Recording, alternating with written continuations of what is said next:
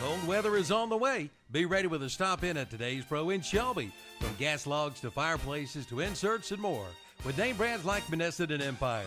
A big inventory to choose from. And Today's Pro in Shelby does service calls too. Just call 704-600-8393. Again, 704-600-8393. For Today's Pro, 1325 East Dixon Boulevard in Shelby. Online at thetodayspro.com. The new mass marketing maps are now available. Pick up your free map today at one of our area merchants, including the Grooming Lady on North Aspen Street in Lincoln, Remax Select on West Warren Streets in Shelby, at Wood Spring Suites on Sioux Lane in Shelby, at the Don Gibson Theater, South Washington Street in Shelby, at CPR Call Phone Repair on East Dixon Boulevard in Shelby, at Premier Window Tinting and Audio on North Lafayette Street in Shelby, at Lee Construction on Mulligan Road in Shelby, at Stunt Pros on Jones Road in Shelby, and at KTC Broadcasting on Highway 150 West in Cherryville. Get your free map today. It's time to play. Tee it up at the beautiful Crowder's Mountain Golf Course. Call for your tee time today at 704-739-7681. Play and ride 18 weekdays for $30. After 1 p.m., just $27. Play and ride 18 weekends for $40. And after 1 p.m., just $35. Monday is Ladies' Day at Crowder's Mountain Golf Course. Ladies play and ride for just $20. And seniors 55 and older can play and ride Monday through Friday for only $27. Again, call 704-739-7681 for your tee time at Crowder's Mountain Golf Course, 255 Lincoln Academy Road in Kings Mountain. If you're ready to make the great escape, do it with the #1 brand on the water. Yamaha Wave Runners are the most premium personal watercraft on the market with industry-first features and exciting new products like the all-new 2022 VX Series with audio packages, the much-anticipated Superjet, and the new race-ready GP Series. This is Wave Runner country. See one today at Full Throttle Power Sports, 100 Indian Walk off I-85 in Laurel. Take your pick on a brand new Bobcat mower from West End Sales in Vail. Pick 0% APR on financing for 60 months or get an $800 instant rebate. You just take your pick and pick out your new Bobcat mower. Take a look at a Bobcat ZT2000, $500 instant cash rebate. A Bobcat ZT3000, $700 instant cash rebate. Or the Bobcat ZT3500 with an $800 instant rebate. See them today at West End Sales, Highway 1827 intersection in Vail. Online at westendsales.com. Like them on Facebook too. You may remember the Ride-A-Bike Bicycle Shop that originally opened in Lincoln. Well, today, they are at East Main Avenue in downtown Gastonia. And they have all types of new and certified pre-owned bikes for sale.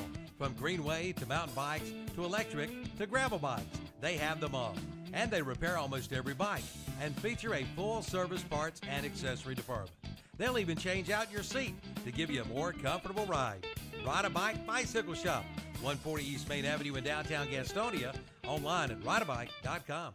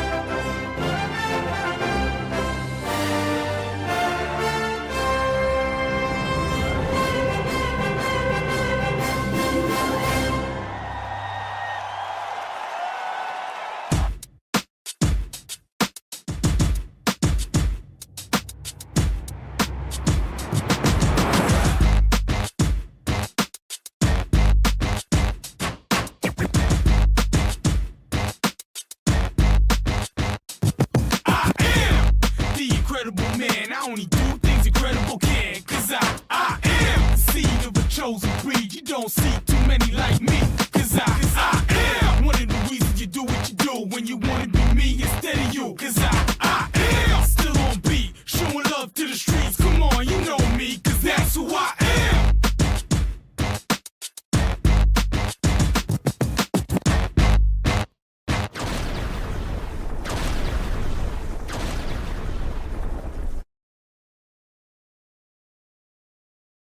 Out with Kevin, Zach, Tom, and Terry.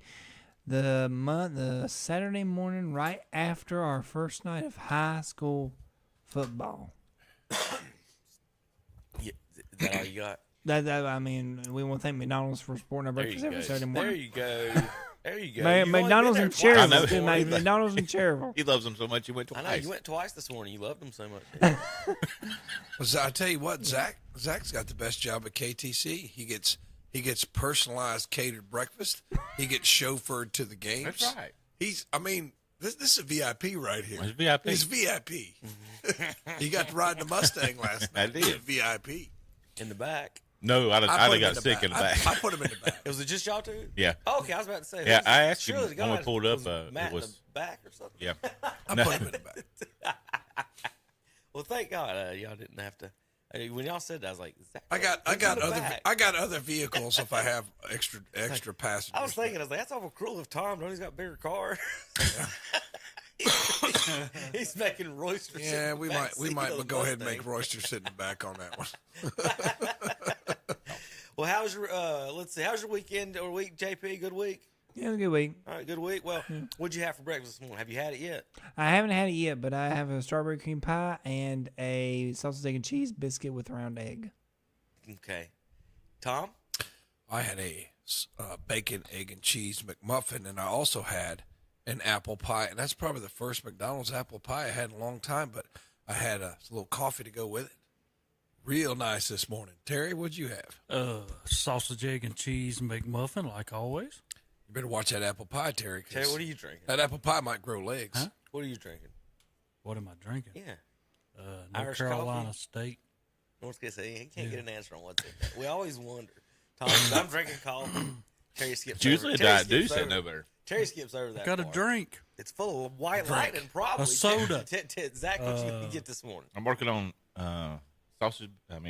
gravy biscuit, and I had a strawberry cream pie. All right, I had a sausage, egg, and cheese biscuit. Our sponsor, McDonald's. Every Saturday here in Cherryville, our local McDonald's. See Mr. Kuthan and the gang. And we're going to start. We got some scores to give out from last night, and we're going to start. Let's see if I can hit the right buttons today and pull that up for the folks at home. If you're listening on the radio, 92.9 FM this morning or 1590 AM, you can always watch the show live on KDC Broadcasting's YouTube channel. Just type in KDC Broadcasting on YouTube. You can go to YouTube and find the links if you need to go from there, and just click on our YouTube links from their page. So we're going to give the scores. Let's see. Terry, you wasn't doing anything last night. You want to start with some scores? Yeah, like I was doing nothing. Terry, I'll tell you what. You do the I'll let y'all three go across the do one at a time. Like you do this six, then Tom do the middle, and then Zach do the right. You'll do top and bottom. Can y'all handle that? So Terry, you got the two left sides. Two left. that? I got it. Can you No, handle Zach, the two that, middles. Terry? I believe I Tom, the can. two right. It says all the way down. That's what I got. But see, I get ripped out of this because there's one score you don't have. So Have you got that one? no, I do not. I guess nobody All recalled righty. It was East Rutherford defeating Bessemer City last night, 28-12. It was Avery County defeating Cherryville 19-12 in a hard-fought game. It was Burns 42, Forest View 0. It was Kings Mountain defeating Shelby 34-17. Kings Mountain saying they might be the power of Cleveland County, but Chris might say no. It was South Point over Lincoln and Wolves 35-21. Crest defeats Gaffney last night 44-38. It was Mountain Heritage over Cabarrus Stallions 40-0. It was Northmore 27, Carver 0. It was West Iredale 50, Thomas Jefferson 0. It was Canyon 37, Christ the King 14. Christ the King come in there as the 17th ranked 1A team to lose in their first game. It was Community School of Davison 40 and the Hickory Hawks 7. Thank you. Real quick, Terry, before you, I know you were looking down reading what you had on the sheet to the screen while you were doing that. I got the Highland Tech score. So Okay. Greenville won 44-8 last night down in South Carolina. So that was Greenville, South Carolina. Highland Tech took a trip too. All right, Zachary, you got the middle. Yep, we got RS Central Hilltoppers 31, McDowell Titans 24, East Burke Cavaliers 47-0 over Patton Panthers, Chase Trojans 27-24 over Mountain Heritage Cougars, Pisgah Bears 24, Brevard Blue Devils 10, North Henderson Vikings 31, Henderson Bearcats 12, Polk County Wolverines 33, Madison Patriots 7. Bandy's Trojans defeats St. Stephen's 35-0. South Caldwell Spartans 52, West Caldwell Warriors 0. West Lincoln Rebels 21, North Lincoln Knights 20. Maiden Blue Devils 48, Fred T. Ford 6. West Henderson Falcons 54, Newton Conover 22, and then Bunker Hill Bearcats 42, Freedom Patriots 8. Yeah, be careful about that Bunker Hill Bears. I know the whole conference is supposed to be good, but they returned 20 of their 22 starters. And last year they went 11-2. Yeah, they had a good season last year. Pretty good. Mm-hmm. Tommy. All right, it's East Lincoln blank Stuart Kramer 57-0. Saw Stuart Kramer. I didn't think they were that bad, Terry, but well, I tell you what, East Lincoln put it on them last night. Hunter Huss defeats Drone 37-21. Forest Hills over Ashbrook 55-12. East Gaston defeats North Gaston 29-14. And Watauga edges is that Roberson? Roberson. That's Roberson 13-12. And Hickory over High Brighton 35-14. And Terry, Hickory's got an argument to be the best in that conference. I'm telling you, they're pretty good, Joe. So 35-14, they get a win over High Brighton. Alexander Central, who Burns will see in Week 4, defeats Statesville 13-6. South Iredell blanks North Iredell 38-0. It's Asheville edges Tuscola 25-22. Murphy big over Franklin 41-14. Smoky Mountain defeats Cherokee 34-13. And East Henderson blanks North Buncombe 24-0. There's your scores from last night, folks. I'm going to scroll through some highlights. Of course, for you folks listening on the radio, you can't see the highlights, but you can always go back and watch them. The replays are on YouTube, and we'll post on Rumble as well. You can see the highlights live Friday night. Go across your Twitter feed at What's Up Shopper, retweeted and liked on KTC Broadcasting. And during the Red Zone radio show, you can watch all the touchdowns come across the board and the scores from 7:30 to 9:45 on Friday nights. Let's see if I can get you guys set up for some highlights here on KTC Broadcasting. We're not going on Max Preps right now. There we go. We're going over to KTC. Let's see if I can find us some highlights. Now, remember, like I said, the highlights are on What's Up Shopper Twitter page. We'll get all the way down here to the start of the night. Terry, real quick, you want to give a quick synopsis of the North Lincoln West Lincoln game? Yeah, it was a game at the start that North Lincoln kept, kicking their own self in the toes.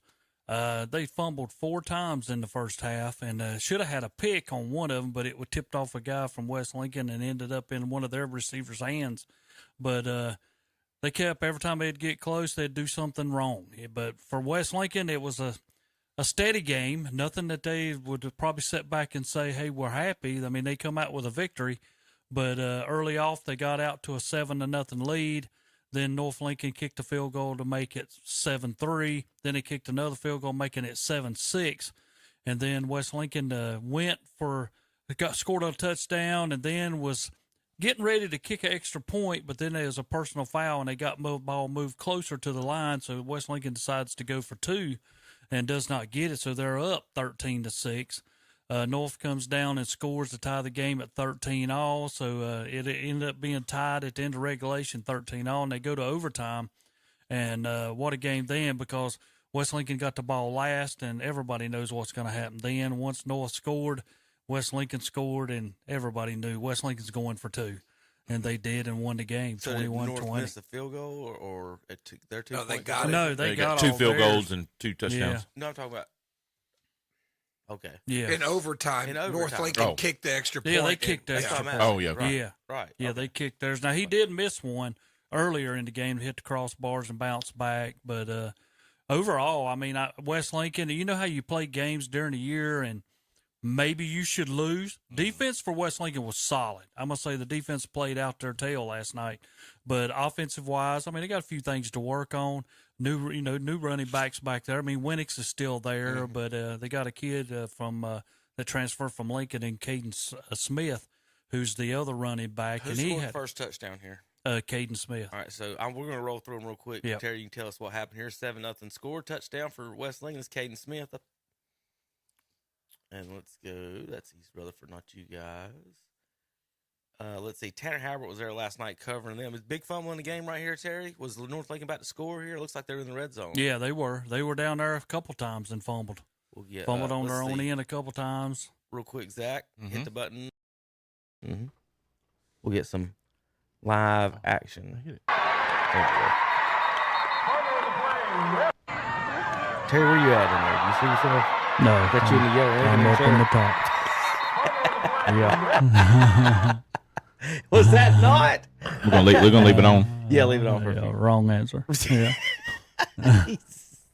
Let's see if I can find some more West Lincoln and North Lincoln highlights. There's halftime. The North Lincoln Knights headed to half, 7-3 at the half. Yeah, hard fought game, y'all, the whole night. This field goal made it 7-6. Lefty kicker for the Knights, cutting the lead there. Let's see, find some more of you guys.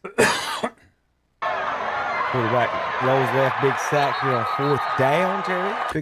That was a pass. I mean, he'll learn from this. Gideon Allen, he's a nice, great quarterback for us, and he's got another year even after this one. But his whole balance of the game, this is one that when you're rolling out and you see you're getting ready to get sacked, you got to throw it away. You know, I mean, their quarterback from North Lincoln did that a couple times. I was very impressed with him. If he was not going to get sacked much, he got rid of the ball. That's a Supers kid, isn't it? Gideon Allen. Yeah. That's a Supers kid. Yeah, he's a great kid. Well, I tell you, as playing quarterback, it's the hardest decision to make because you're trying to make plays. Yeah, but once he got outside, I mean, those are the ones that, you know, and he'll learn. You got to make that decision quick, though. That's what I'm saying. It's just like that right there. He saw those two guys going. They were covered. Let me go back, Terry. I'm wondering if he glanced. Right there, you didn't see him. Yeah, watch him. He gets ready to pump again. That was pretty quick on that defensive side, right too. Right there, on that one right there, I was wondering if he was looking on the back drag, because these two are covered. So he sees them covered, he cuts it, and then I was just wondering if he looked back. And then, because when he spins right here, he's just trying to make a play. Yeah. So that's what I'm saying is you're hoping a lot of times I'm just going to spin out of this and go, especially if it's 4th down, if he's too. Spun back, he might have, but the guy wrapped around him, and he had But him. you can't throw it out of bounds on 4th down. Yeah, guys, he had nothing on that play, guys. There's nothing to break down. But there. that's what I'm saying on 4th down. But Tom, real quick, at the end, real quick, right, you'll see guy flash the running back. See him? Yeah, but there's no way he's running to his left. There's no way. We say that all the time. What I'm saying is that's what he's looked at right there. Yeah, but if he makes that throw, he might be playing on Sunday one day. It's not that hard, Tom. It's 10 yards away. He's running full speed to his left. And you're throwing. Listen, I'm not throwing back advice across from the punter right now.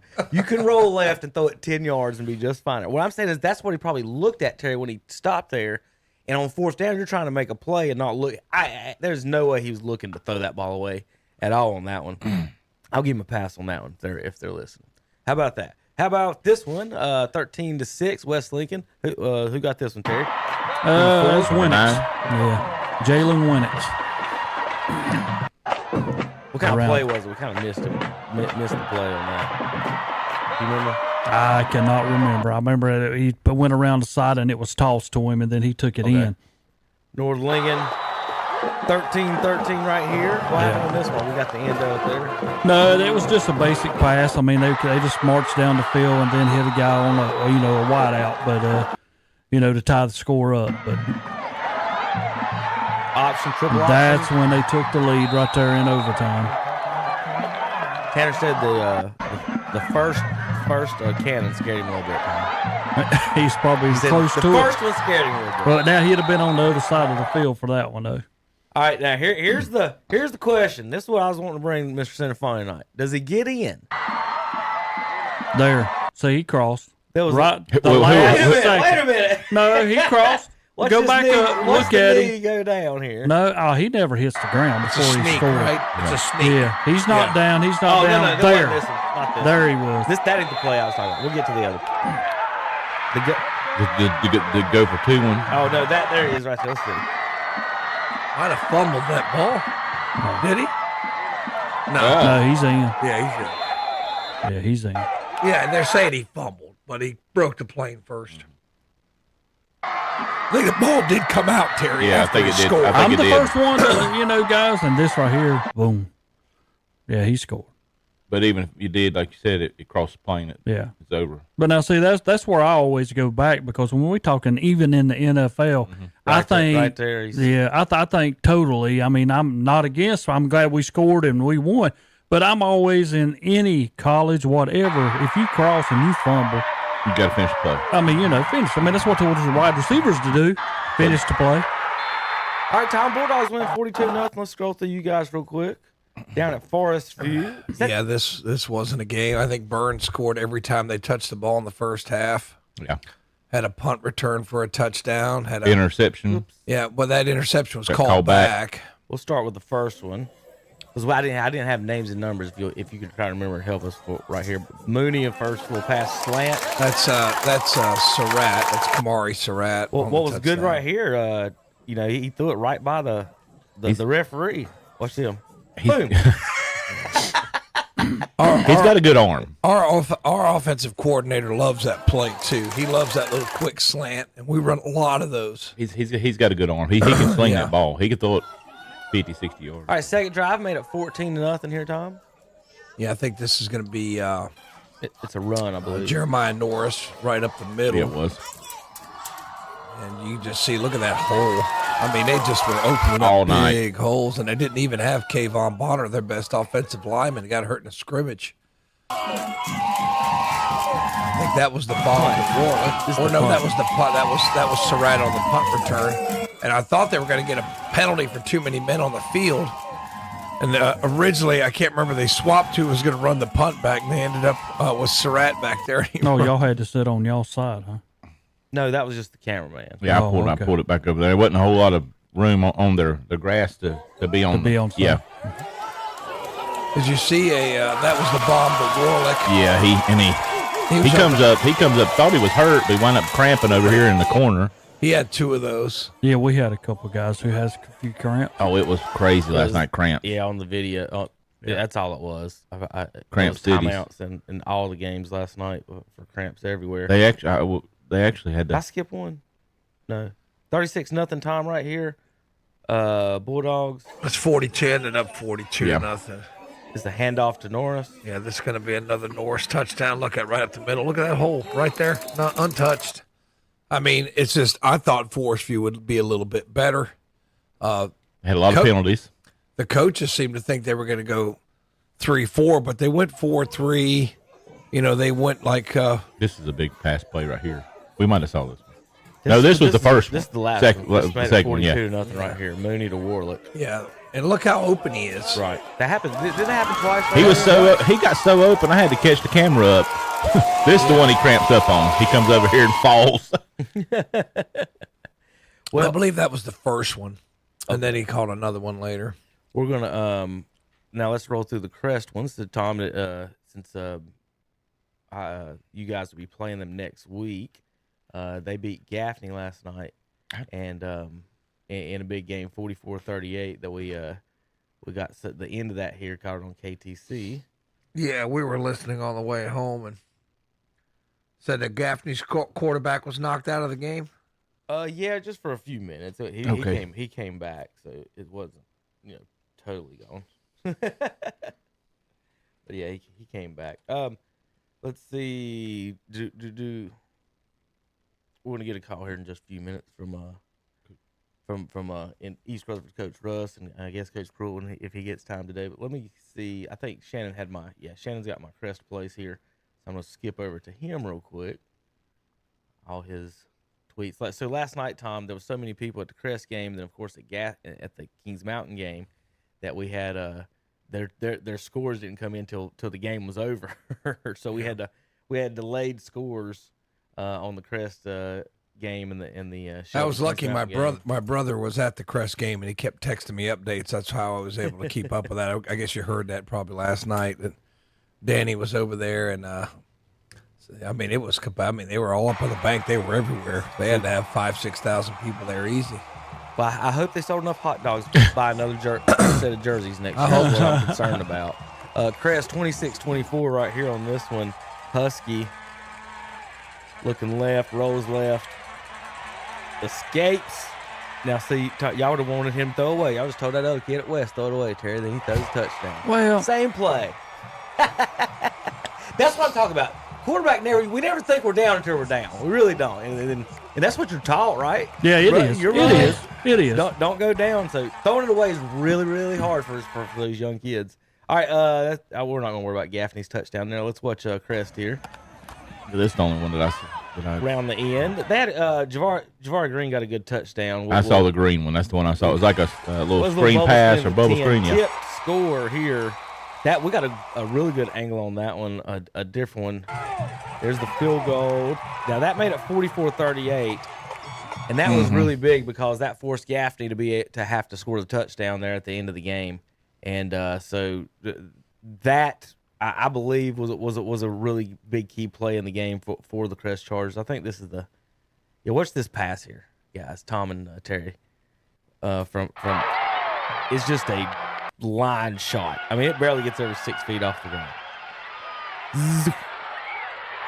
Yep. I heard Robbie say last night he's the preseason 3A player of the year or something like that. Not sure. Is that for the Big South or is Might that be for the Big South? Yeah. Yeah, because Dennis brought out the rankings and had North Gaston at 9, and Shannon's like, "In what rankings?"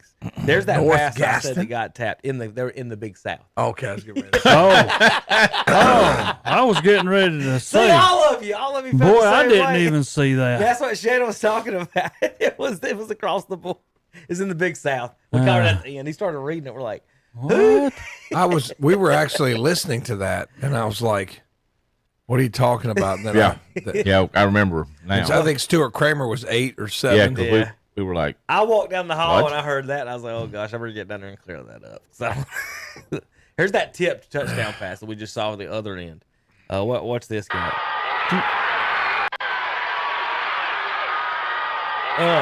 Gaffney almost got it knocked down. No, Here's West Lincoln had one of those that the guy had it in his hands. It come off his hands, and Yeah. the North Lincoln guy caught it behind him. here's one of Javar Green's touchdown. Tom, how do you leave 6 wide open there waving at the quarterback? What a blown coverage for that one. I mean, he's just waving at the quarterback. Looked like Just don't drop it, The buddy. guy going to Carolina standing over there waving. Yeah. guys, how do y'all? looked Hey, like guys, how zone do y'all there, miss wasn't it, him? Kevin? It looked like zone, and he It's just like nothing. yeah. Somebody did. Safety or corner was supposed to have that. Probably thirds in that one too. Probably. If they're playing that tight up front, and nobody had thirds. Tom. Well, maybe. I think it might have been. What's the safety here? He goes up. He underneath. You see that got crossing pulled around right up. there. There's your safety. It's supposed to be. It's not back here. Or that corner bit on. It looks like he's got on the 2 road though. fake. He's got to make that choice. Safety don't lie man deep. That's probably the up man's back to get back. I'm guessing corner on that side. He might have been on the run. Let's see. So that's where Green's decided to go, Carolina. Yeah, he announced yesterday. Okay. Aiden Carson with a touchdown run, big run. And then here's the little bubble screen to Yeah, that's the one I saw. to Javari. Whoops.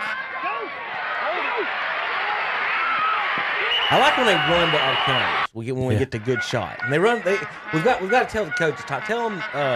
Tell Coach Devine to look for Zach only when they're going to score, so we get some good shots. Yeah, I get the Burns next week. I can actually be on the sideline. Yeah, Like that'd this. be nice. Yeah. They got a good bit of room over there. Well, there's your scores. There, the Battle of Buffalo Creek ended at 34 to 17 last night. Here's a handoff for Kings Mountain. That made it 34-10 right there. I'm gonna scroll back all the way to the other ones for just a minute. But a big night of football time. You guys, one of y'all got the schedule over there? The big schedule for our broadcast. I do. See if you go across next week's game for me there. All right, next week on YouTube, it'll be Crest at Burns. And then we've got Shelby at AC Reynolds. I heard Brent and Jeff talking about how they got to climb the mountain next week. On WCSL, it's West Lincoln at Cherryville. So Shelby on WHS at AC Reynolds, Cherryville on WCSL, West Lincoln at Cherryville. Then on Waggy, WAGY, it'll be Stuart Kramer at Chase and Lincoln County. East Lincoln at Forest U. That one's going to be ugly. Varsity going to dominate the Mustangs. Yeah, that's what's going to happen. Yeah. Jaguars eat Mustangs, dude. All right, JP, who we got? Coach Tim Pruitt, Cherryville Ironman on the phone last night. on WCSL. Good Went morning. all the way up to Avery County. Good morning, Coach. Good morning, guys. It was a nice night for football. I think our weather never got over 70-something degrees and probably was in the 60s when we finished the game. So we did have, y'all mentioned cramping. We might have had maybe one or two kids cramp, but when your starting quarterback plays starting free safety and never comes out a single play except for some special teams, you might have a few cramps in that situation. So I got to give credit to a lot of our guys who played both ways and hardly never come off the field, Josh Ward included, Caleb Hovis, Jordan Lowrance, Amir Starr. We got some true Ironmen on our team this year, and we're excited about what our kids have done so far and what they're getting ready to do here in the next few weeks. Well, Coach, give us a quick synopsis of how the game went last night, and you guys, of course, took the bus all the way up the hill, but from you end up 19-12, a lot of action there before halftime, and then both teams settled down and not much scoring after. Early in the game, we had a couple turnovers. One on the sideline over there on their side. Josh made a really good play to Rayshon Sewell, and Andron Patterson hustled, make a block, and as Andron and two defenders and Ray got to the same point, it just kind of looked like one of the defenders barely hit Ray's elbow, and the ball popped out. And if it hadn't been for that, it's probably a touchdown. So instead of getting a touchdown, it was a turnover. We also had a turnover on the first drive of the game. Had a little boot action set up that we thought we would have in a space area. They didn't play defensively where we thought they would, and the guy made a really good trail play on Ray and just stepped right in front. So take away those two turnovers, we really took care of the ball. We didn't have any fumbles. I think we might have had one fumble that we recovered ourselves. Both teams had 3 turnovers. We had 5 more minutes possession time than them. They had 20 more yards of offense than us. 8 penalties were really even. That's why we play a 1A football team to start the year, because hopefully we're evenly matched up with that 1A football team. And the coach up there has done a really good job, Ethan Farmer, who played at University of North Carolina.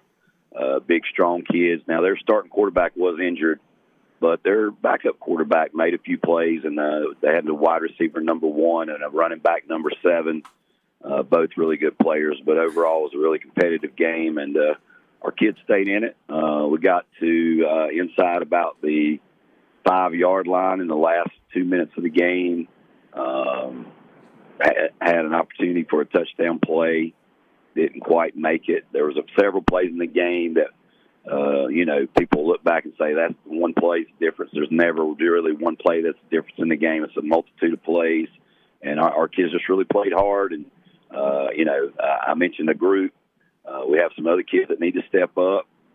Of course, we always have some issues from time to time with officiating and some of the things that happen in the game. And I'm not going to get into individual calls, but some of those things really, I think, affected our kids a little bit. In the past, I think for me as a coach, it's easy to get overly excited. I would say I probably kept my calm to me. As a retiree, I think that's changed my mindset a little bit. I don't know.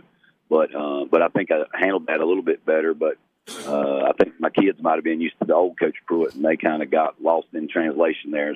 Some things we can't control in life, and hopefully that's one thing that we can do this year that we can improve upon, because I think that hurt us a little bit last night. Yeah, it was definitely a long trip up the mountain last night, Coach. So we appreciate you getting up early and calling us today, but want to look forward to next week. You guys have West Lincoln. I know you're going to be busy breaking down film and seeing what they do. We know they're winners last night, 21-20 over North Lincoln. How do you feel you guys match up next week? Coach Ponder and his staff do a great job, and they probably ain't going to change a whole lot. I mean, Austin Treadway, of course, former player for us. We discussed this last night. He said they're just going to do what they do, and we got to find a way to slow them down a little bit. I mean, we've had a few games in the recent future during our, I guess, the year after COVID, maybe we had an opportunity to, or maybe it might have been the COVID year. We had an opportunity to go in halftime ahead, and they ran a little waggle pass, and our linebacker chased the halfback instead of taking care of his responsibility with the fullback. So we got to be really, honed in on what we do defensively and what they do. If they're pulling a guard, or what are our keys, and we got to try to match physicality. I mean, I really felt like that was something we did a really good job of early in the game last night. But with all those kids going both ways, you have a little ebb and flow sometimes with physicality for us. And when we had to sub out those guys just a few plays here and there, that really kind of impacted us. Our backup guys have got to get to the point where we can put them in for 3 and 4 play spurts, and we don't lose the competitiveness. We don't lose our rhythm, and we can still compete with people on the varsity level. So we got some young guys who are trying to figure that out. And we traveled 6 freshmen last night. Not many of them played. Most of them were in or 2 deep. One Jackson Hevener does start. So we really are a young team. We have 11 seniors. 2 of those are kickers.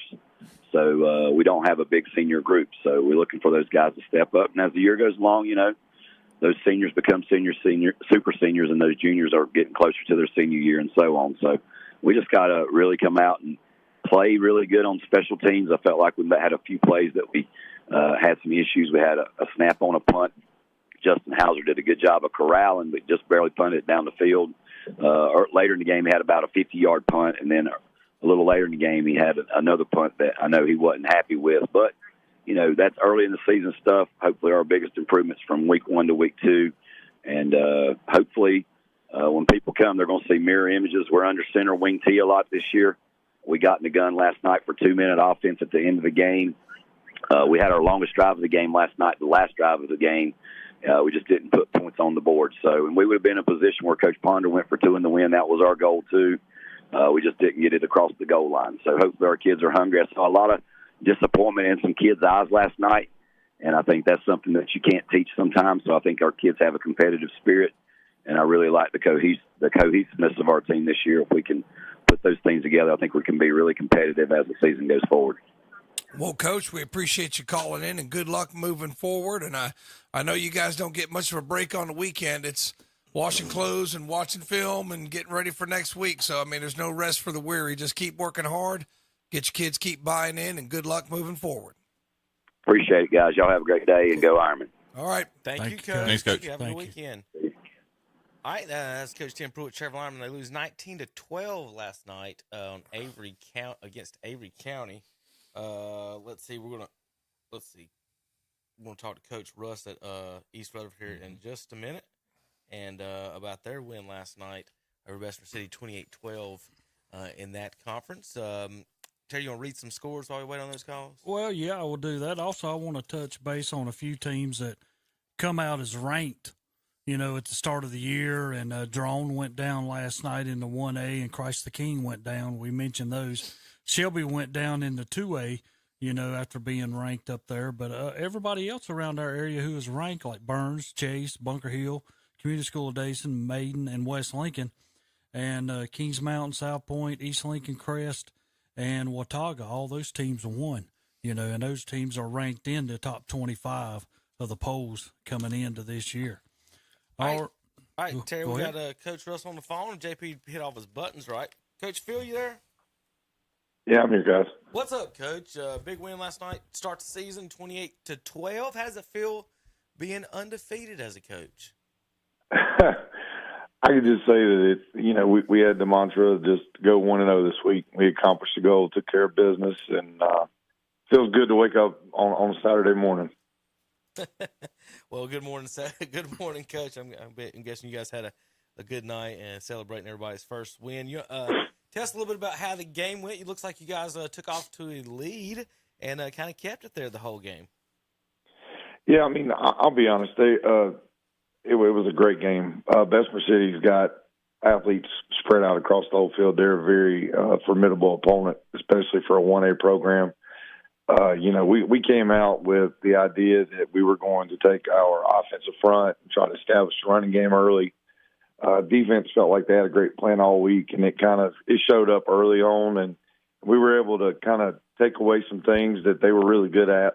and we tried to limit them to just a few things. And doing that kind of opened up some doors and got us the ball back a lot. And I think we had 9 offensive drives through the game.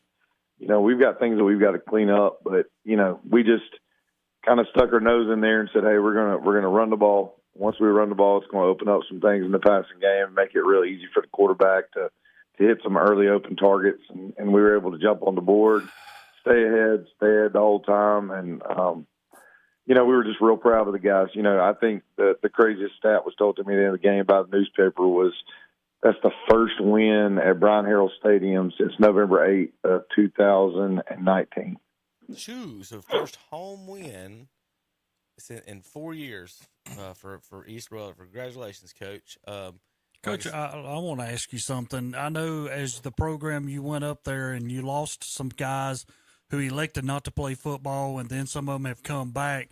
Has your progress on gaining more people on your sideline as backups able to come in, is that a progression now, or you got guys who have decided now, hey, you know what, I'm going to go play for Coach Russ, and we're going to turn this program around at East Rutherford?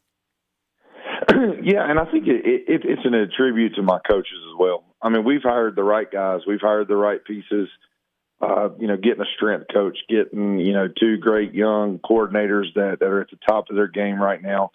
And the thing is, they say, I think you say if you build it, they will come. And so even after the win last night, all the student section runs out there, and I had about 5 or 6 young men come up and say, hey, I'll see you Monday. Just the open door policy, trying to get those guys, let them come in, recruit our hallways. I mean, we've still got some guys that walk up and down the hallways of East Rutherford High School that should don a helmet and play some football. So we're working on them. But, they see the relationships. They see the interactions in the hallways, the interactions during class changes. And the kids are kind of selling it themselves. It's like, hey, come join us, have some fun, all that. I mean, you don't want to pay $8. You'd rather be out there trying to make plays and do things on the field. And so that being the big thing. And the thing about East Rutherford, the community, the school, our administration, all of our teachers, they show up. I mean, last night, how many schools can say they had probably half or 75% of their teachers at the ball game? So that speaks volumes of the support we've had. And we're just really thankful to have that support because these young men deserve it. In terms of numbers, what's scary is it's 2A football. I mean, you look at the big picture, we got 60 people in the program, but we're fielding 2 teams. So really you chop that up, it's 30 on each. And, some programs like the one we play next week, they've got close to 100 in their program. So we go to a 4A school next week at TC Roberson, and, they've got big numbers. So it's one of those deals. You just got to take it by on the chin sometimes, and also just look at what you got. Be content and happy with what you have as you progress through this thing, and just stay healthy. Well, real quick, Coach, before we go, can you run me through some of these scoring plays here? I got first score here, a little pass in the corner of the end zone. Beautiful pass right over the defender's outstretched hands here. And tell us a little bit about what happened here. Yeah, it's like it's more like set up like a rub route. We sent the guy in. He kind of goes on a snag. The outside guy kind of runs an interior route, try to draw the eyes, and it just kind of gets him a free release. Easy read for the quarterback. He just dumps over top the defender, just lays it up. It's just like what we call a layup pass. He laid it up to CJ. CJ kind of just took it in real easy, smooth there. I think the next time we scored, we scored on a run play out of I think it was like our goal line formation. Is that a quarterback keeper there? Yeah, essentially what it is, we sub out our quarterback. We put our running back in. It's a direct snap wildcat type deal. We kind of let our big beef push the hole. So we did that for 3 plays following, and there was no adjustment made, and it made it real easy just to kind of keep plugging that play there. The next one I think is probably the best collegiate throw that my quarterback's made to Blake McQuillan. He made a great throw in the corner. It's like a double move outside receiver. Him being a junior, he's an outstanding receiver. They got a good mesh relationship. Through 7-on-7, he was able to kind of dot that in that back corner. And that was something the Bessemer City staff said that was a great throw that speaks volumes for a sophomore. And then the last touchdown we made, we're able to get, we kind of got in that same kind of set, our goal line set in the middle of the field. and Blake just kind of got to the edge. When he got to the edge, he just turned it into a track meet. But one plug I do want to make is number 5 from Bessemer City, Mason Chastain. That young man is probably one of the better athletes I've seen in high school football in a long time, just because you didn't have to go up the mountain to see a tough, hard-nosed, just gamer. I mean, it's right there in the backyard in Gaston County. I mean, he played fullback for him. He toted the rock, I think. It'd be easy to say he toted the rock 30, 35 times, and then he's playing Mike linebacker. Probably led the team last night in tackles. And I told Coach Short and his staff at the end of the game, if I could vote in that conference and vote for Player of the Year for them right now after a Week 1 performance, I think it's that young man. Now, I think he's probably waking up this morning feeling like he was in a car wreck because he was – I don't know, he came off the field at all. But definitely a plug for him because that was outstanding play. I'm excited for that young man's career because he plays with tremendous heart and character, and he wanted it more than probably anybody in that stadium last night.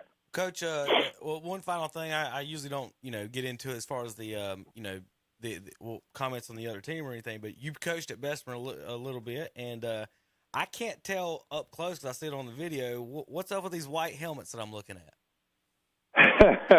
I don't know. It was definitely a different look. What kind of logo was on? What kind of logo was on? Like I said, I can't tell. So it's like it's a BC, but it's their new BC logo. It's kind of like an inflated BC of old. Okay. Looks like it's a little bit more puffier, but it's green outlined in gold on that white helmet. It pops really well. It probably would be tough to see from far off. Now, when I saw it, I was like, "Are they sure they're playing Bessemer?" We've got green helmets. I don't know what I'm looking at. But when they walked off the bus and we saw them athletes, I was like, "Is this Bessemer City that I coached? Where the heck these guys come from?" I thought they disbanded Hunter Huss and sent them all to Bessemer City. Well, tell me about the kid real quick. One more comment on the fumble return that he picked it up at the 45 and he got missing pretty quick. Is he a lineman or number 15? Yeah, so that was the thing that kind of puzzled us on the headsets early on is they looked like they had 4 daggum running backs playing defensive line. I think their goal was they thought we were a big passing team going to sit back there and try to dial it up all night. And so they put 4 probably the most elusive pass rush type guys. It was a lot of what their receivers and their skill guys. I think it was like 11, 10, 1, and 4. That was on the edge, and they were bringing some exotic pressures and things like that. And they brought one through A gap because all night it was basically they were leaving the middle open with their backers over top. Well, then they brought like a stunt, and we were trying to just step up in the pocket, and the quarterback kind of took a lick and it spun out, and they picked it up. I said, "Hey, are we going to be able to suck it up and get the defense a chance?"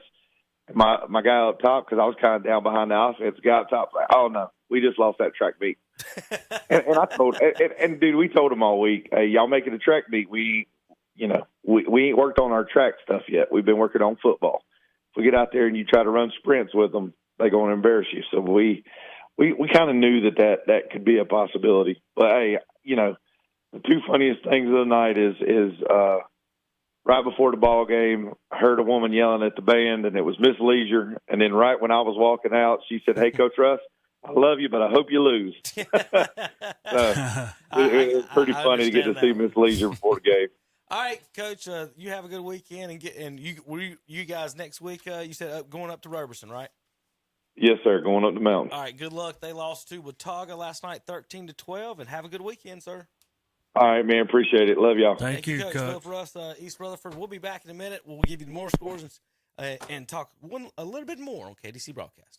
Kathy Moore, the new owner of Papa's Pizza to Go in Cherryville, invites you to come see them. They are now open 11 a.m. till 9 p.m., Sunday through Thursday, 11 to 10, Friday and Saturday nights. Dine in or take out at Papa's Pizza to Go. Just call 704-435-6335 and enjoy their big buffet on Wednesdays and Sundays from 11 a.m. until 7:30. It's all you can eat. Check out their new menu with pizza, subs, wings, salads, and more. And check out the new games, too, in the game room. Papa's Pizza to Go, 1002 East Main Street in Cherryville. Online at papaspizzatogo.com and like them on Facebook, too. The Great Gas Giveaway is back again this year. You could register to win up to $1,000 in gas cards. All you have to do is register at any of our local store locations. Register today at Cleveland Lumber Company on Arrowwood Street in Shelby, at Cummings Furniture on West Dixon Boulevard in Shelby, at Triad Corrugated Metals in Industrial Park, Lincoln, at Hillbilly's Barbecue and Steaks on South Main Street in Ranlow, at the Falston Pharmacy, Highway 18 North in Falston, at Shelby Meat and Grocery on South Lafayette Street in Shelby, at the Pancake House on West Dixon Boulevard in Shelby, at Eric Johnson Auto Sales on the Tryon Courthouse Road in Cherryville, at the Highway 27 West Restaurant, Highway 27 in Vale, at Medical Arts Pharmacy on Grover Street in Shelby, and at Mountain Holiday, West Mountain Street in Kings Mountain. The drawing will be held Friday, September 1st, so register today. You could be the winner of up to $1,000 in gas cards. Brought to you by KTC Broadcasting and WhatsUpShopper.com. The Boss, WOHS, and Carolina Country, WCSL.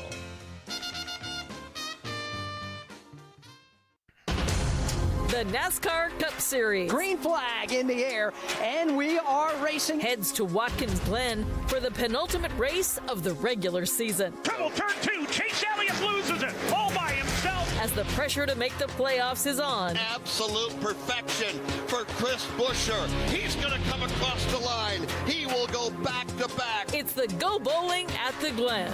This Sunday afternoon at 2 o'clock on Carolina Country WCSL.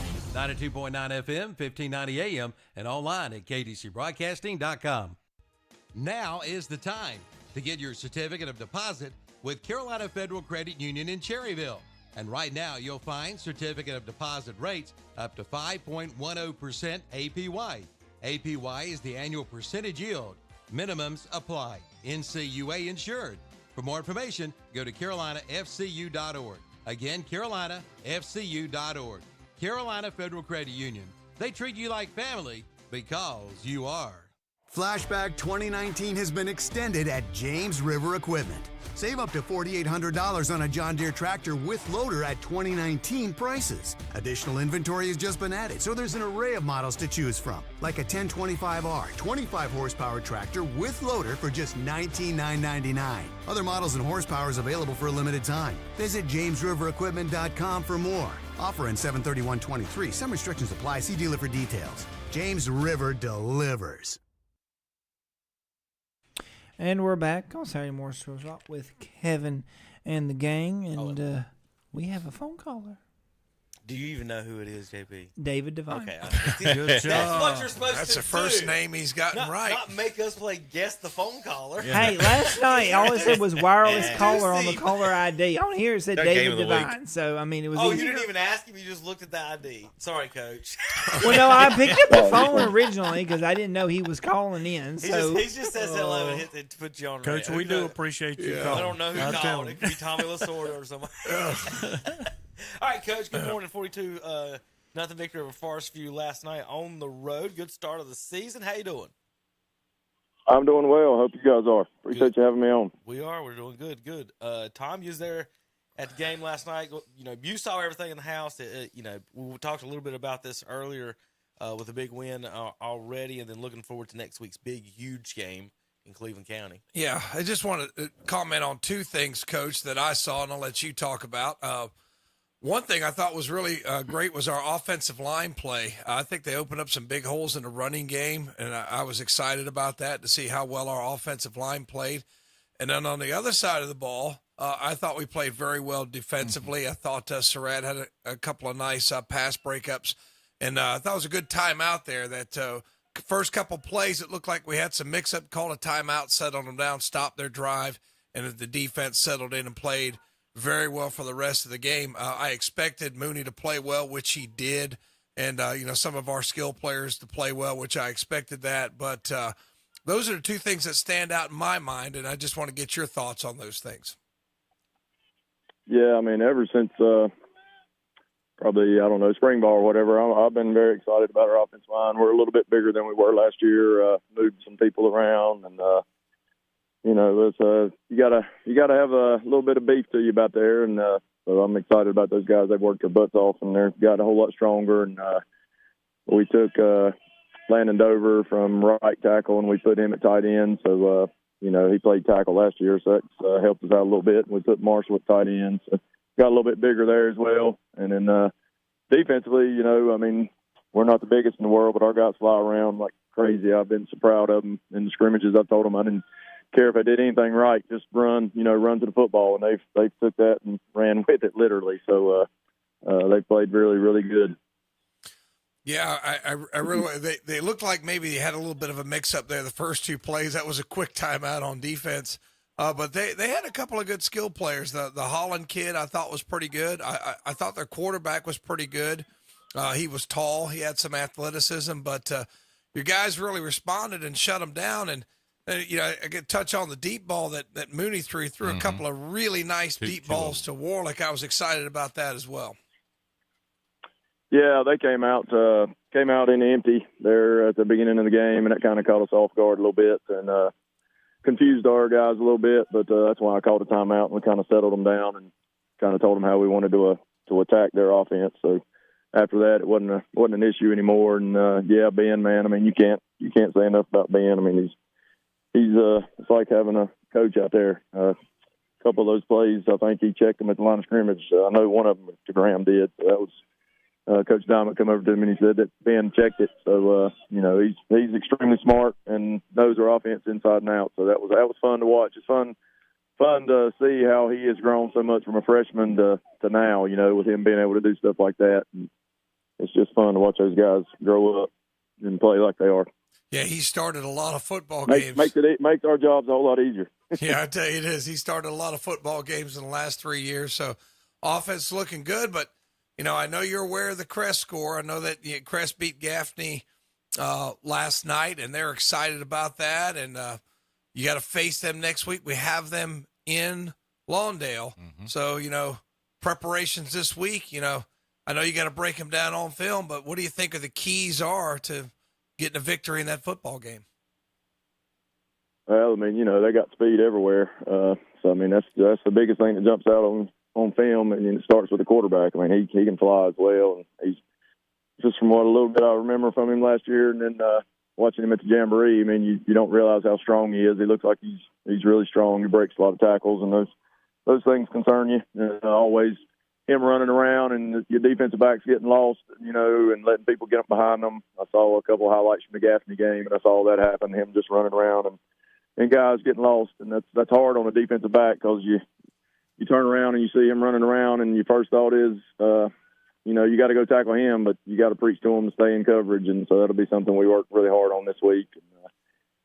And it'll be a humongous challenge. I mean, anytime you go to, you know, we played Gaffney the last 2 or 3 years on JVs, and you know how good those guys are. So we know that they beat a really good football program. So it's going to be a challenge, of course, but our guys, you know, I mean, it's Crest. I mean, I don't have to worry about our guys getting up for this football game. So, I mean, we'll be prepared, and they'll be ready to play. And we'll worry about that Friday. We're going to enjoy the weekend and get ready for them, and then we'll go to work Monday. Yeah, I saw that. I know exactly what you're talking about. We saw 2 similar plays where Husky, I think, is moving to his left, breaks a tackle, gets out of it, and throws a dart for a touchdown. So, yeah, you guys are going to have your hands full with him. And then don't forget about Green, the Carolina commit on the outside. He made some plays last night. So I guess, Coach, I'm glad we got good people. There's a reason he's going to Carolina. He's going to make plays. Yeah, I know. He's a dadgum good football player. And, I mean, like you said, they got speed everywhere. They got I know 3 comes to mind. He can fly. He's one of the fastest kids in the county. And, you know, Green probably right there with him, if not faster. I don't know how fast they are, but I know both of them can fly. Well, I tell you what, and Coach. Green, you know, watching Green playing baseball, he's a physical specimen. I mean, you know, you can tell he's been in the weight room working. Yeah, and he can hit it a ton in baseball too. I saw him hit one out over at Shelby. So I think you're exactly right there. I'm just glad you have to prepare for them, but not me, because they're going to be a tough task. But I know our guys are going to be up to the task, and there'll be a packed house at Ron Green Stadium next week. So we're looking forward to it. Coach, good luck. Thanks for calling, and we'll see you next week. Yes, sir. Appreciate you guys having me on. All right, thank you, David. Thank you, Coach. All right, Coach David Devine. And like I said, I mean, just looking at Crest on that film, man, that's going to be, as Dennis would say, a slobber knocker. That's going That's going to be a good ball game in Lawndale. There's going to be a lot of people there next week. You ready for the preliminary week 1 top 10? If I did my math correctly during that phone call, is how quickly I put this together. So we don't really, Burns 1, Crest 2. We don't really want to do this, but you wait. You got the second one right. Burns is not 1. Crest is 2, though. Number Kings Mountain. 10, West Lincoln Rebels. There we go. You got muted. What do you want, Terry? You gave up 20 points. My goodness, we should be up there at the top. We should. If it was Terry was the only vote in the poll. West Lincoln be 1. All righty. Number Next. 10, West Lincoln Rebels. They gave up 20 points. They got 3 power points, Terry. Number 9, the East Gaston Warriors. They've got these all got 3 power points. Number 3 through 10 all have 3 power points. This is based on defense. So East Gaston at number 9, they won last night over North Gaston 29-14. Hickory is now the number 8 team to start the season. They got 14 points last night to High Brighton and a 35-14 win.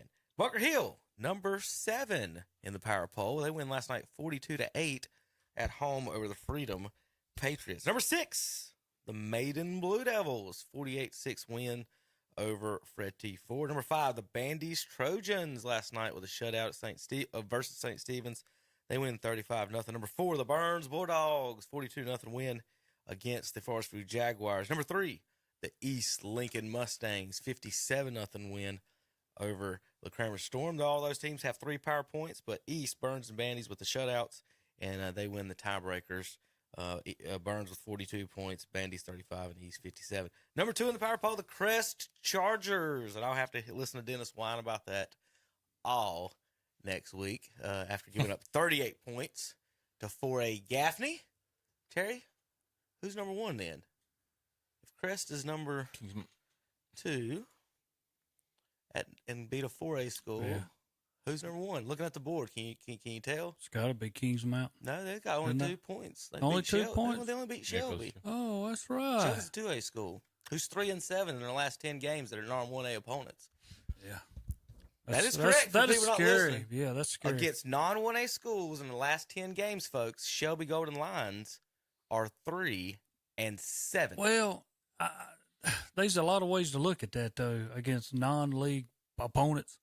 That means 2As and 3A schools. 2As and 3A schools. Well, I'm still though means. they're still playing some stout opponents. Right. I mean, it's not like they're not playing people who cannot play. That is true. But they're still 3-7 in their last. Yeah, they got to play AC Reynolds next week. They're not a 1A school. No, they're not. They're good. AC Reynolds, they lost 8-7. They got beat by 1 last night. Yeah. Whoops, wrong board. Number 1, Terry, on the board with a 31-24 victory. RS Central. The RS Central Hilltoppers start off number 1 for beating the McDowell Titans and only giving up 24 points. So congratulations to the Hilltoppers. You'll be a number 1 for 1 week. Is RS Central a 3? Are they a 3? 2. They're a 2A, but they beat 4A McDowell. But McDowell's not that good. But there you go. So RS Central's going to be number 1, Crest 2, East 3, Burns 4, Bandy's 5, and Terry's Rebels down at number 10. All right, let's go through the scores and get out of here. We got all kinds of other things to talk about today. We're too long on high school, but kind of my fault. All right, let's go. Tom, I guess we'll do left, right, middle again. So, Tom, Terry, you do the left side. Okay, it was East Rutherford defeating Bessemer City 28-12 after we got through talking to Coach Russ. Great job, Coach. Keep it up, buddy. Avery County over Cherylville 19-12. It was Burns, Tom's group down there, 42-0 over Forest View. No problem. It was Kings Mountain 34, Shelby 17. South Point 34, Lincoln 21. Lincoln, a very team that is much improved, even though they only lost by 14 last night, but South Point is a team that could be competing for the state title. It was Crest 44, Gaffney 38. It was Mountain Island 40, Cabarrus 0. Excuse me. It was Northmore 27, Winston-Salem Carver 0, West Iredell 50, Thomas Jefferson 0, Greenville, South Carolina 44, Highland Tech 8. It was Cannon 37, Christ the King 14, and Community School of Davison with a 40-7 win over the Hickory Hawks. In our second column here, we got RS Central. Thank you. RS Central Hilltoppers 31, McDowell Titans 24. East Burke Cavaliers 47, Patton Panthers 0, Chase Trojans 27, Mount Heritage 24, Pisgah Bears 24, Brevard Blue Devils 10, North Henderson Vikings 31, Henderson Bearcats 12, Polk County Wolverines 33, Madison Patriots 7, Bandish Trojans 35, St. Stephen's Indians 0, South Caldwell Spartans 52, West Caldwell Warriors 0, West Lincoln Rebels 21-20 over North Lincoln Knights, Maiden Blue Devils 48-6 over the Ford Tigers, West Henderson Falcons 54-22 over Newton Conover Blue Devils, and Bunker Hill Bears 42-8 over Freedom Patriots. It was East Lincoln blanking Stuart Kramer 57-0. Hunter Huss over Drone 37-21. Forest Hills defeats Ashbrook 55-12. East Gaston over North Gaston 29-14. Watauga edges Roberson 13-12. And Hickory over High Brighton 35-14. It was Alexander Central defeating Statesville 13-6. South Iredell blanks North Iredell 38-0. Asheville edges Tuscola 25-22. Murphy big over Franklin 41-14. Smoky Mountain no trouble with Cherokee 34-13. And East Henderson blanks North Buncombe 24-0. All right, guys, we'll be back in a few minutes. Real quick though, before we go, we're going to give away some preseason Carolina Panthers tickets, okay? Preseason Carolina Panthers tickets for next Friday night. For those folks that Detroit Lions. We're going to give away tickets that's in direct competition with our show? Right. Okay. No.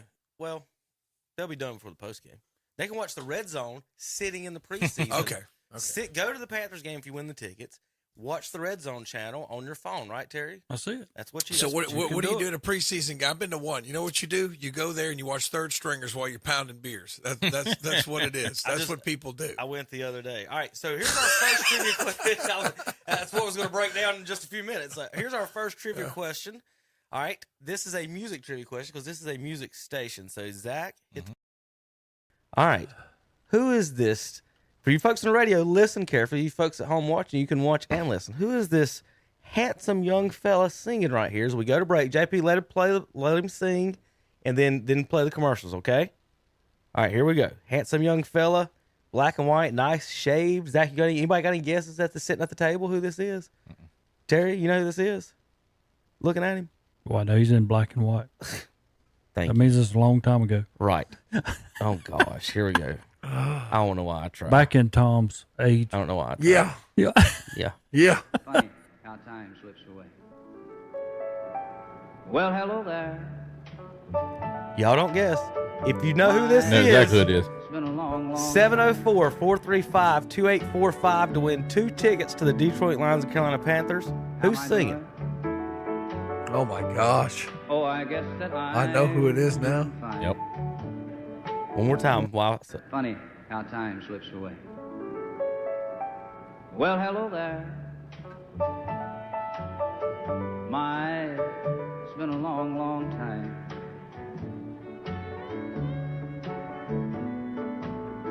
How am I doing?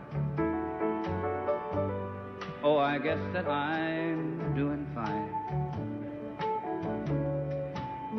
It's been so long now. All right, JP, 704-435-2845. Who's that famous singer on KTC Broadcasting?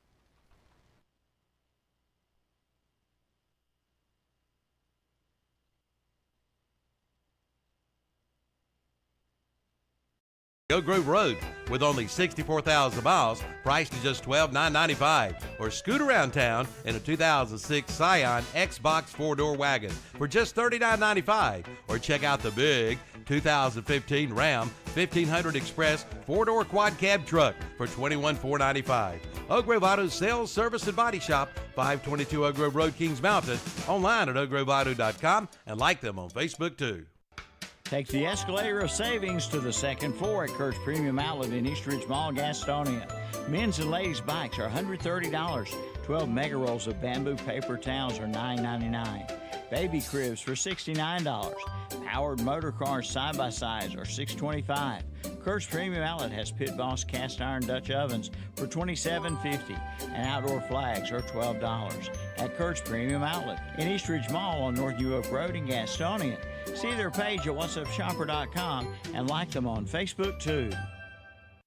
The Cherryville Golf and Country Club has new renovations and will be expansion on golf. Having a wedding reception? Cherryville Golf and Country Club banquet room is the place for it. Private parties, birthday parties, and corporate events. Cherryville Golf and Country Club, 200 Club Drive, Cherryville. Call 704-435-6597. Think of Keith's Customs in Cherryville for all of your car and truck restorations. Keith also does insurance work from start to finish. They can assure you of a just-like-new experience. Located on 150 next to Ferguson's Ace Hardware in Cherryville. Stop today and see the pros at Keith's Customs. Remember, there's no substitute for experience. Keith's Customs of Cherryville. Thank you, Dan. And don't forget, Keith's Customs in Cherryville is now open 9 to 6, Monday through Friday, 10 to 6 on Saturday. That's Keith's Customs in Cherryville. You'll be first on race day with a stop at Kings Mountain Auto Supply, 904 West Gold Street in Kings Mountain. You'll find a full line of auto parts. They've got it all, and they even carry racing fuel. So before you head out to the track, get your racing fuel from Kings Mountain Auto Supply. Give them a call at 704-739-0391. In addition to great prices, you'll get friendly and knowledgeable service as well. Kings Mountain Auto Supply, 904 West Gold Street in Kings Mountain. Open Monday through Friday from 8 till 6, Saturdays 8 till noon. Like them on Facebook too. You can book your tee times online at the Glen Oaks Golf Course in Maiden. Just go online at glenoaksgolf.com. Pick out your tee time and book it. Check out their pro shop, snack bar, driving range, and banquet hall. And memberships are available. For more information, call 828-428-2451. Or again, go online at glenoaksgolf.com and like them on Facebook too. Tune in for Down Home with Milton Baker, Monday through Friday from 9 to 11 o'clock on Carolina Country WCSL, 92.9 FM, 1590 AM, and online at kdcbroadcasting.com. And we're back on Saturday Morning Sports Talk with Kevin and the guys. And listeners out there in radio or video land, unfortunately, someone's already won the Panthers tickets, so don't bother calling in. Go ahead. But congratulations to Casey Rainwater for guessing the right answer. JP's supposed to let me give the the fun and ask you ruined. I'm not. Fine. That's fine. No, I'm not going to tell who the answer was. I'm going to let you handle it. You ruined it, JP. I You ruined it. I didn't say who it was. He's okay. All right, JP, I've got to mute you for a second, so because I got to play this. Okay. All right, Zach, the winning. And who that was for you folks. You folks on the radio probably had a better chance than maybe the folks at home until they started singing. But we'll let you listen to it one more time. Man, freshly shaved. How time slips away. Willie Nelson. Dark hair. Willie Nelson. Looks like Calvin Hastings on here. It's been a long, long time. Looks like car salesman, don't he, Terry? That's Looks it. like the preacher. Shaved, got his hair slicked back. Willie Nelson, black and white, folks. But he is 90 years old. Wow, that's a lot. Do we know when this was? It doesn't say. 1962. Okay, never mind. It does say 1960. 61 years ago. We're 1962. He People would have been had 29. The there. longer hair with the gel in it, and the little skinny ties, and all that stuff they had back then in the 60s.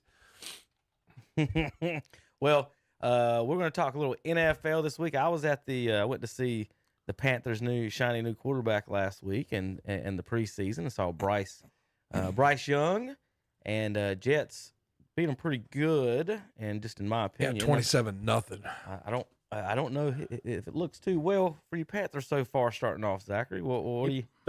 They played again last night, and a little bit better. 21-19 to the Giants. Lost 27-0 to the Jets. I'll pull up some quick stats here for you guys, folks that missed it. Young last night was 3 of 6 for 35 yards. I think he needs to play more. Was this last night he played 3 out of 6? Yep. How many series did he play? 1? Maybe 2. That's all he played in the other game, wasn't it? He needs to play. He took 2 big hits already too. Oh, the Jets were. Look, I was in the house. The Jets were. I want to tell you something. I done told you. I don't know about this. Yeah, and when they showed him and his offensive line, he's a miniature man. Yeah, I was going to ask Kevin what it looked like live. Mm-hmm. I mean, he's little. Yeah. And then to me, he's got to get over them guys. Don't get me wrong. I know he had some big linemen when he was in college, but these are bigger men that he's having to throw through and around. Right. You know, and I don't know, Zach. I don't know whether. And this was just me watching from last week. It's hard for quarterbacks. People just don't get it. It's not like in the video game, you see somebody open, you hit the square button. The quarterback, no matter where his feet are or how they are, can magically throw that ball. You've got to be able to see the receiver, not see all the defenders as well in full speed, 4.4 40-yard dash time, and be able to step up in the pocket, move, and set your feet to throw the ball. People don't understand. A lot of times receivers don't get it more than anything. He'll be like, I was open. I was like, yeah, but my feet weren't set. I can't throw the ball 50 yards running backwards, spinning around out of a tackle. You got to understand, I got to be able to set my feet to get it down the field to you. So that's and with small quarterbacks, you wonder sometimes they got to look through the gaps. You do, because they run these linemen out here at 6'5" and 6'7" nowadays. So you do got to look through the gaps. So I don't know, Zach. You weren't here last week for the Kyler Murray sports bra, was you? No. That he was wearing at practice No. last week. I saw it. I know you guys talked about it, but I saw it. I was wondering if that was real or not. Surely, goodness, that was not real. Oh, it's definitely real. That's the soccer players wear them nowadays. So that's I'll find it here in a minute because I know it's still on my timeline. There he is. And then somebody put it next to the longest yard. So that's not the Panthers quarterback, but he's about the same height. Oh my God! Was that? Did you left Tom last week? Oh my God! Some type of training thing. Is that just a meme? That's real. That's really Kyler Murray in a sports bra. Yeah, the soccer players are wearing them now to do something. I don't know. And so that now there's Kyler Murray. That's Tracy Morgan on the right, Tom. That's not Bryce Young on the right. So just you was wondering. Okay, Kyler.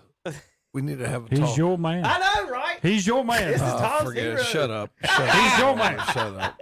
All of y'all just shut up. You've been pushing him for years. Shut up. No, I have not been pushing him. Yes, you have. Yes, you have. You guys lie so bad on this show.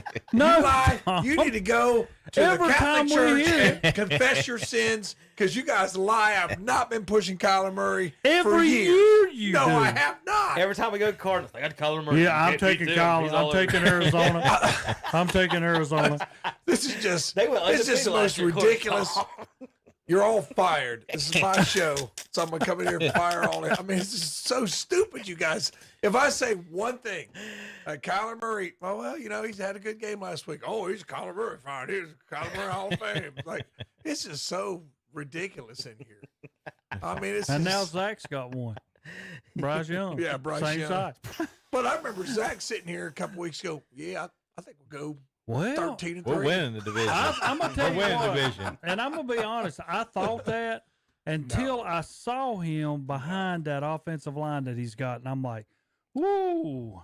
All right, But then I was like, a lot of balls going to be knocked down. For the folks watching at home, we're going to give, while we talk about the Murray, we're going to give you 3 minutes of this is every one of his dropbacks in the game last night. So you folks can watch this while we're talking about it. So, But that's what they're saying in the media, that the offensive line's no good. Well, probably. Good. I mean, he's got all day. So he's got plenty of time there, but that's fine. I mean, he can run that route all day. They're going to have to move him in the pocket. Empty set in the second pass of the game. Missed. Oh, he missed that one. That's a tight window, though. That's in between two defenders. But that's something he's got to hit. Yeah. You're right, Terry. Roll left. Hadn't had too much pressure yet. That defender that was pressuring, we kind of ran into him on that one. So there's 3 of them, no pressure. So line doing okay so far. He might could have extended that play a little bit. He should have rolled. You got to get depth. Yeah. He went sideways instead of deep on that one. That's a good throw. One of his completions, a slant to 15. Who's that, Zach? He don't know. I don't know. He don't know. Him and Terry don't have no idea You're who played for their teams. preseason. Come on, it's preseason. That's the number 1 quarterback. He ain't throwing to the 8th receiver. I guarantee you, probably the 6th. Nice little movement, ends up falling down his own, rolls back left or to the right, looking deep. We'll see if he completes this one. No. Not bad. Saving some time. Is that Adam Thielen? There's Thielen, your new shiny wide receiver. Thielen, who did he play for? Minnesota. That's right. So those Thielen again. Good little pass right there with time. Those are the ones you And worry all about it takes coming is from the him to pocket. find a receiver that he likes. Yeah. They got to get some time. And he play. They're not playing him. Like Tom said, he needs to play some more. And I'm with that. Yeah. I'm with what Tom said. You got to get timing. Yeah, he's got to have more games. I mean, you're playing him like he's been in the watch it, watch NFL it. for 5 or 6 years. That running back, he got hit like Ezekiel Elliott at center. He got blown up. Oh, wow. But he did his job. Yeah. Look, he knocks the guy down. No, he doesn't knock him down, does he? No, that guy knocks he him did his down. job. He didn't sack the quarterback. Yeah. So when we go into film, Oh, he's getting. well, they'll laugh at him like Tom did, but as the running back, Terry, He what are you did. gonna He say? stepped. I stopped him. I blocked Yeah. him. Honestly, as a quarterback, that's all I want. I don't Give care me, what just give me you do. another. Just give me Right. another second. This is just Bryce Young decided to throw it in the bleachers for some reason on that one. I don't know why he did throw it away there. He had no pressure. I guess he got a little scared there and just threw it. That's what I'm saying. So, real quick, Terry, you're defending them. Do you don't want him moving and running, do you? Wouldn't you rather? No. You want him to stay in the pocket. I was about to say, wouldn't you try to get your lineman to collapse Yeah. the pocket Well, and see, get your because all your linemen are 6'5". That's Get what your hands happened up on and that block play these right passes. there. He tried to throw over the guy's hands. Right. And threw him. But, I mean, So, you worry about him getting hit. Like, so here's what See Terry's there? talking about.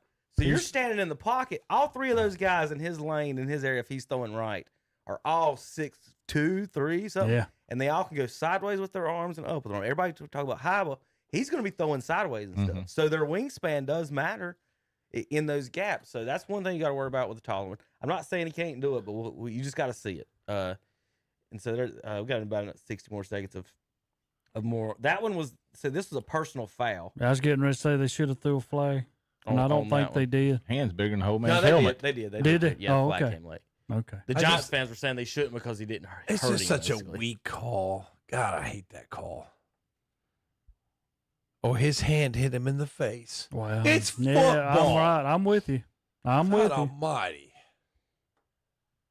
But You you're know, going to well, get that call all the there's- time. No, as soon I'm as not you hit him saying- in the face. Isn't it crazy though that they've done all these rules to protect the quarterbacks and the scoring still is the same as it always is? Still See, but- 25 points a game. It But never see, changes. I'm not like do the old Deacon Jones head slap. I mean, I get that. But I mean, if you're trying to make a tackle and your hand ends up like on his graze face him. and he didn't like reach back and slap him, why are you calling that? That's what Giants fans. I mean, we're saying. In I the mean, game, so you they know, I agree can with see if Tom. you slapped him in the head, that's one thing. But if you're just trying to make a tackle, I mean, you got some 6'7", 300-pound guy in front of you. You're just trying to get around him, and your head goes to the. I mean, come on. So there was all the plays. Zach, what do you think so far about you quarterback? I'm with Tom. You got to get him on the field. He's got to get some continuity with his wide receivers, and we'll what see you what got? happens. One game left now. One Yeah. preseason game left. Yeah. You think they'll play him 3 quarters? No, I think they'll play him 2. I think they'll think play he'll him to play at halftime. all? Yeah, I think he'll play to halftime. Okay. I mean, they got to. That's what I was saying. I think they Yeah, got to they've play him got at halftime. to. They got to get these guys on the field. I think we got Atlanta week 1. I think. Let's see. Quarterback Who's the backups for him? Matt Corral and Yeah. Andy Dalton. Andy Dalton. Yeah, Andy Dalton's. Andy Yeah, I Dalton's forgot there. about Andy. So I There- mean, no, that's, no, The Nobody keeps- only other team that I think has depth at quarterback is San Francisco. I don't With think the Andy's. 3 guys they got. Is Andy? They don't played? have Garoppolo anymore, Terry. They got Trey Lance, they got Purdy, and they've I got said Lance is going to be. Oh, they got the guy with the Panthers. Darnold. yeah, That's Darnold. right. So they got 3 decent quarterbacks there. All right, here's a fun stat for you. Percentage of quarterback pressures that result in a sack. This means how good you are at getting out of sacks. So Patrick Mahomes is the best. Only 10.8% of his pressures turn into sacks. Jared Goff second. Joe Flacco, the third most elusive quarterback, Terry, in the NFL. That's a misleading you stat can't sack because that guy, some of those guys just don't get rid of the ball, and then Right. Patrick Like Mahomes Tom- knows to run around. Like Yeah, Tom Brady's down there at 10. So Flacco and Brady in that category. Throw it away. But In the look who's throw it down away there at the category. bottom. Lamar Because Jackson. I think That's Lamar trying to make Jackson- plays. That's not the bottom. The bottom keeps on going. Yeah, There's but the I'm just bottom. saying though, Lamar Deshaun Jackson at Watson. 20%. Deshaun Watson holds on to the ball. Yeah, he does. He does. That's what his Stafford's problem the is. same way. He holds on to the ball. I mean, Deshaun will sit there and Wilson's down there. You'll see him running around. Russell Wilson's. When I think of him and Lamar, I think of them running too much. You know what I'm saying? So Justin Baker Mayfield is the worst. Jalen Hurts is down there. There you go. There's another one that tries to run. So, but think about that though. The percentage at 10% to Baker Mayfield at 30. That's 1 to 3. It's like it's not like these guys in this area is pretty close, but Mahomes only getting sacked on 11% of his dropbacks, and Baker Mayfield and Deshaun every other 2 of the 3. Theirs is where I think That's 2 negative plays out of 10 that the other ones ain't taking. But Mahomes will throw the ball away. Yeah, that's what I was. He absolutely will throw it away. And he can get away too. He can get away. The king of throwaways, Aaron Rodgers. That's what I was going 20%. to ask you where Rodgers was because he's right the there. throwaway king. So there's a fun little stat for you. I thought you guys might like that. I just think the Jets are going to be interesting this year because their defense is pretty good. They got Rodgers. They got those wide receivers. I mean, Did you see the coach jump down the line's throats? Robert Saleh. He said we can have a Hall of Fame quarterback and Pro Bowl receivers and ends, but if you guys up front don't do what you need to do, we're not going to be any good. And he was going off on them. This is the first game that Jets play of the season. Yeah, Buffalo. I mean, give me a second. Just don't know off the top of my head who the Jets play in Week 1, but let's see. Jets. Jets. Zach Wilson did look pretty decent watching him throw the ball. he's not bad. He's got a live arm. That's all I can say that. I mean, he's not bad. I mean, I think they open up at Buffalo. They open up at home with Buffalo, then at Dallas. Okay, week so 2. they're 0-2. And then home. They are 1-1. And then Aaron Rodgers home owns the against Cowboys. Wait a minute. Then home against the Patriots, and then home against the Chiefs. Is who the Jets start off with. So they could go 1-3. Wow, they could potentially go 1-3. I was looking at the Browns schedule. I'm like, man, the Browns could be 1-5. Well, Cowboys might not score on the Jets. But they got to play Cincinnati. They got to go to Pittsburgh. Oh, they got to play the Chiefs. The Jets Cowboys game's gonna be 7-3. Come and you know on. it. Tell me it won't be. It's gonna be 7-3. You ain't What are you seen talking this about, team. Kevin? Jets and Cowboys. Oh, Jets and Game Cowboys. 2. I thought Two you meant really Jets good and Chiefs. No, 2 really good defenses. Defenses. And quarterbacks are gonna throw through 2 picks each. Well, all right, it'll be here is Tyreek Hill commenting on how he doesn't watch film. Zach, hit the button. Okay. Nah, so I feel like Madden has a good tell of how good players are. So I just play Madden the night before, and I go look at all their ratings. So let's say, for instance, they had Steve Nelson and Derek Stingley over there, 2 phenomenal players, by the way. I just go get on Madden. I go to the EA rosters, then I scroll down and see what their awareness is, their speed is, and their strength, and that's how I get a good tell on them. Okay. But when you're running 3.540, so I guess you might be able to do that. Yeah. This is the guy that left Jerry Rice off his top 4 wide receivers. So there you go. If you got his athletic ability, you can get by with a little less preparation. You know, but you don't have to admit it like that. I mean, don't. He might have been joking. Might. That was serious as a heart. I didn't see no joking in that. Did y'all? I just can't get over, and I don't know how you guys feel about it, but I can't get over the number of grown men that play video games. Yeah, and I'm talking grown men. You're a grown man. 40 You're a grown man. Over You're 30. playing video games. Over grown 30. Man. Yeah, there's a lot. Grown man. Video games. I do not have time for that. I don't have time. I'm sorry, I do not. Terry, did you cut your grass last weekend? Yeah. I cut my grass. Yeah, that's what cut mine today. I don't cut grass on the weekends. I work during the week. I mean, I had to send that to y'all the other day.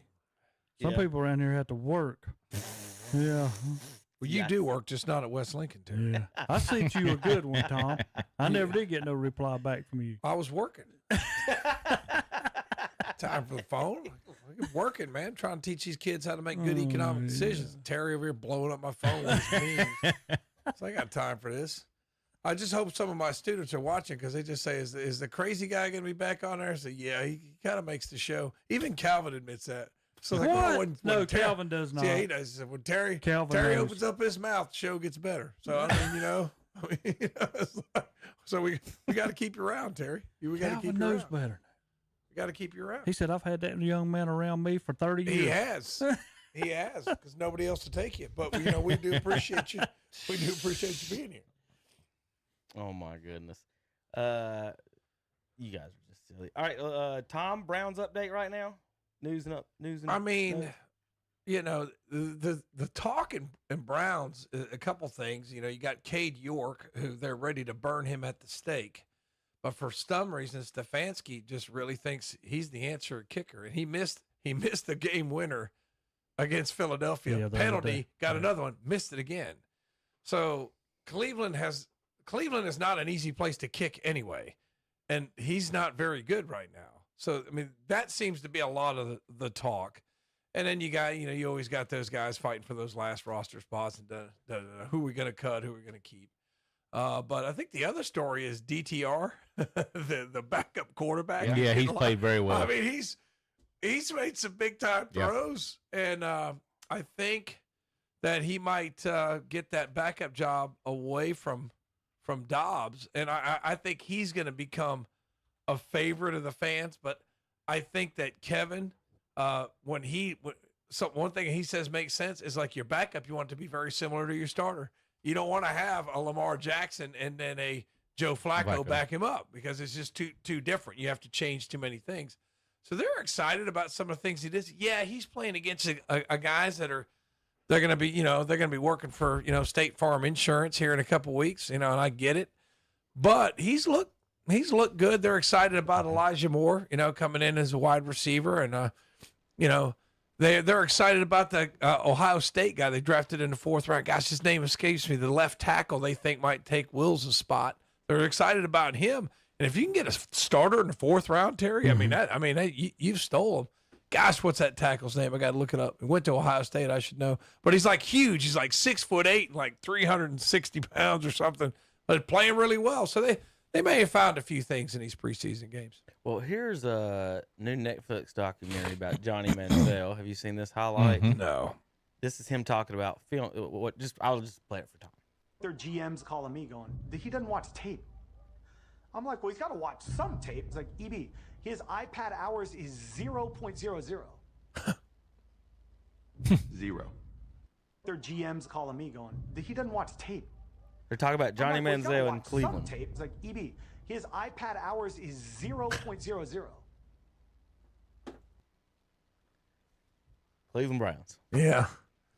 Yeah, I just looked up. Terry, that was about your quarterback. Yeah. That was extremely he was close, extremely close to being the Dallas Cowboys quarterback. We knew better. Yeah, I just read DeJuan Jones. I looked it up. He's the guy they found at tackle, the huge guy that's really playing well. So don't hit that one. That's what you want to find in preseason, though. Everybody's of attention on Bryce Young and how well he's doing. Yeah.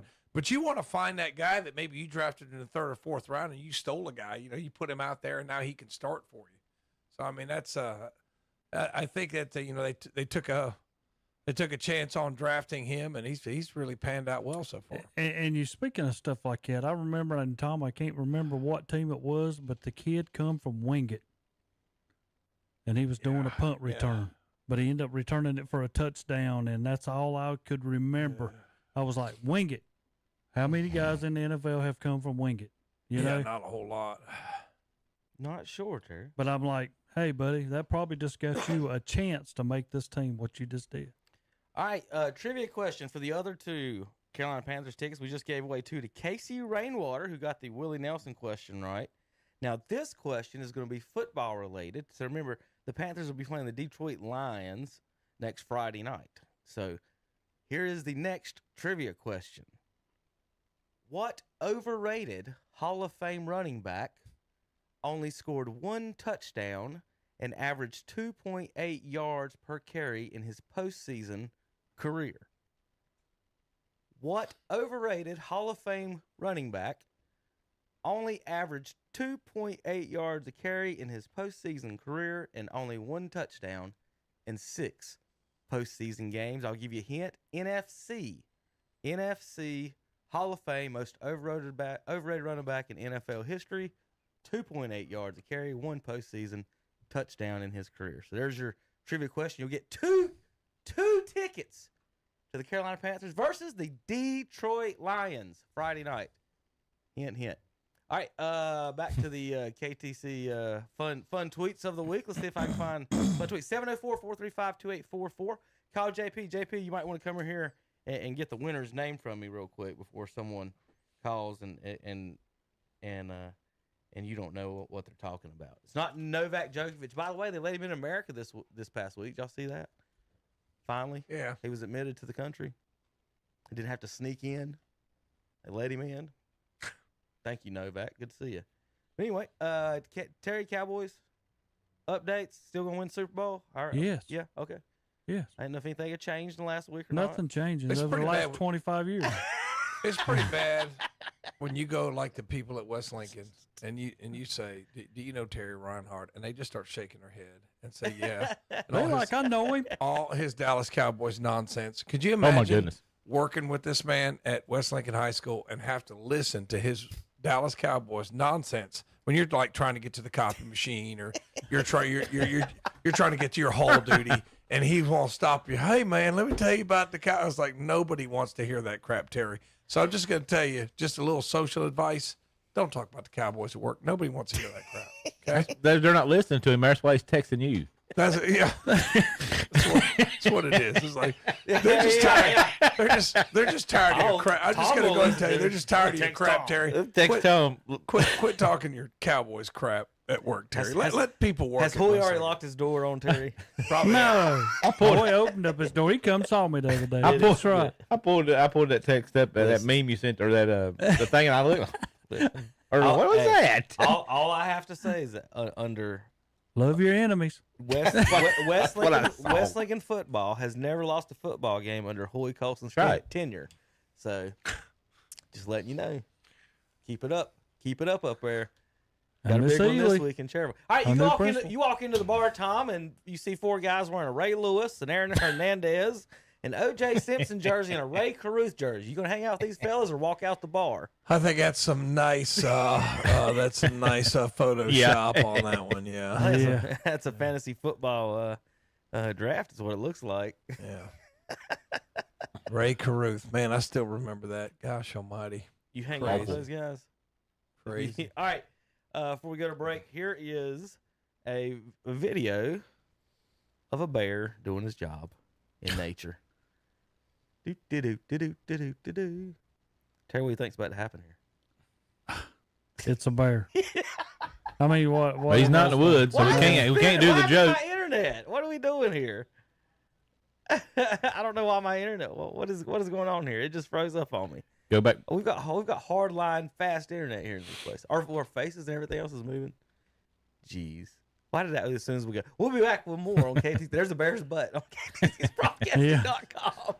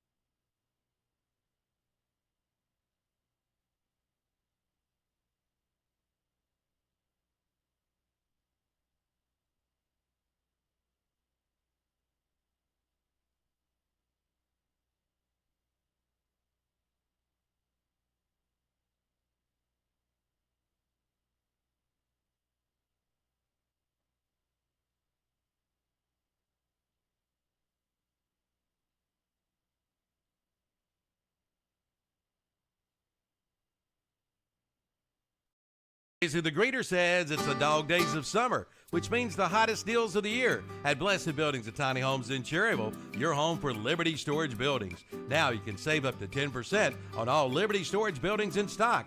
Now's the time to buy. Plus, get an additional $200 credit for your custom-built building any size. See the line of Liberty buildings now on display and save up to 10% during the dog days of summer sale at Blessed Buildings and Tiny Homes, Highway 150 East in Cherryville, right across from Ace Hardware. Online at blessedbuildings-tinyhomes.com.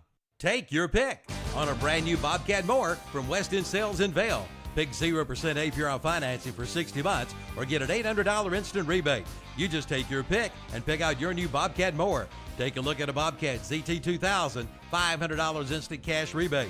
A Bobcat ZT3000, $700 instant cash rebate. Or the Bobcat ZT3500 with an $800 instant rebate. See them today at West End Sales, Highway 1827 intersection in Vail. Online at westendsales.com. Like them on Facebook too. Don't be afraid. It's only Dr. Beast, the Dr. Beast duct cleaning machine from Shelby Heating and Air. He's a friendly beast. He will clean and disinfect your duct system. Just give Shelby Heating and Air a call at 704-487-7877 and have them bring Dr. Beast to your home or business to clean and disinfect your duct system. See Shelby Heating and Air online at shelbyheating.com. Like them on Facebook too. They are there when you need them. Thanks for help bringing the economy back. One local purchase at a time. Kind of uplifts you and you feel better. It's the greatest comeback of all time. Shop local with whatsupshopper.com, Carolina Country, and The Boss. And we're back with Kevin and the crew. They're talking some more sports. I don't know exactly which one, but I know they are going to talk about some kind of sports. They haven't turned themselves on yet, so I'm waiting for them to do that. Sorry, JP. All right, we're back. I don't need sound. I don't need sound for it. So JP, I'll let JP comment on this. And JP, I finally got the bear. So sometimes. Nope. Did it just do it again? We just watched it 2 seconds ago. Pull it back just a little bit and see if it'll go straight. Sometimes you can do that and it'll go straight through it. Zach might. You got a little bit further. You got another step. Yeah, a lot of times you can back it up. Bring it back again. I'm done with this bear. Everything else plays perfectly, and the bear just. I'm done with this bear. All right, here's the audio. All right, I'm gonna shut JP up. But now, though, it's been raining pretty hard here in Cincinnati. We go back out to start again. They're ahead 2-0. They bring in a left-hander. Well, the left-hander in to face left-hander Tony Gwynn. And Tony comes to hit. And the left-hander hadn't even thrown a pitch yet, and the skies open up. Game suspended. It is a torrential downpour right now, and that's it. So Tony Gwynn will have to wait. That means the next day, the same lineup has to start. We're walking up the tunnel at Riverfront, going up to the clubhouse, and he turns to me and goes, "Hey, Flan, tomorrow this guy is going to throw me a first pitch slider. I'm going to hit it in the left center field gap. The score is going to be tied. Be ready." And I'm like, "Oh, yeah, whatever. Okay, Tony, all right." Sure enough, the next evening. Here's Tony Gwynn. First pitch, slider, bangs it in the left center field. He's got a base hit. Both runs score. He gets to second base and goes. Now, though, it's been raining pretty hard here in Cincinnati. There's your Larry Bird type Tony. I believe that. Tony Gwynn clip there, guys. That was on my 22nd birthday there, May 11th. Was it really? Yep. That's pretty. Leave it on, Ron. Yeah, you can leave it on for right now. I got a bunch of little baseball things to go with. Let's see. Big discussion this week for Derek Jeter, the former owner of the Marlins who put this thing up in their park, was upset because he says Jeter came in and destroyed the ballpark, destroying the public art, and it was a horrible thing to do. Is Loria the only person that liked that thing, or whatever that thing was called in Florida? Like, do you think any of the fans agree with him at all? Anyone? I don't know what that is. I don't either. That was in center field in Marlins Park. Okay. When it first opened. And Jeter, when he bought the team, came in. Took The it down first too. thing he did was Thing's take it out ugly. of center field. He still owns it, doesn't he? I thought he sold it. Did he not? Maybe not. I think he still owns it. I Does he? might be wrong. I think he still Hold on does. to it like Jordan did and make All a fortune. right, Giants first. The last Giants player to have a 30 home run season was Barry Bonds in 2004. Wow. 30 home run season. Since then, 531 times it's happened. That's hard to believe, and it's hard to believe that it was 2004 when Barry hit 30. Giants, San Francisco Giants announcer. You know who that is? Yeah, that's I saw. Came this. last in the Giants fantasy football lost a football bet. league, and his punishment was he had to be the bat boy He for the did. team for a game. Hey, there's our bat boy. You know who that is? That's Dave Fleming. Giants announcer Dave Fleming. Having the time of his life. He looks like he's having fun. You're right, say that'd be pretty cool. I'll do that. Yeah, that was funny. I saw it. Would you rather do that or announce the game? Probably announce the What, do you game. use a but- bet or something? Yeah, you finished last in fantasy football. You got to be a bet boy. Yeah, so one of those fun, creative fantasy football punishments for the last place guy, Fleming to the bat boy. How about the Marlins had 10 different players whose first name starts with the letter J hit a home run this season? The Atlanta Braves and Blue Jays have 0. The record is 11 by the 2022 Marlins last year, with 11 players that's name starts with a J hit a home run. And then let me say that again: the Braves, don't they got the most in baseball? Yeah, have 0. That's an interesting stat. Glad somebody looked that up. Kind of like war. Yeah. Now, war's actually better than Definition. that stat. Yeah. These ones, when I see those, I'm like, oh, that's going on the show, Tom. I like that one. 10 Glad different somebody looked players that with the one name J hit a home run. How about this, Terry? What do you do when you see this? Could you tell what just happened? This a balk, Tom? Let me see. Did he throw it with his glove?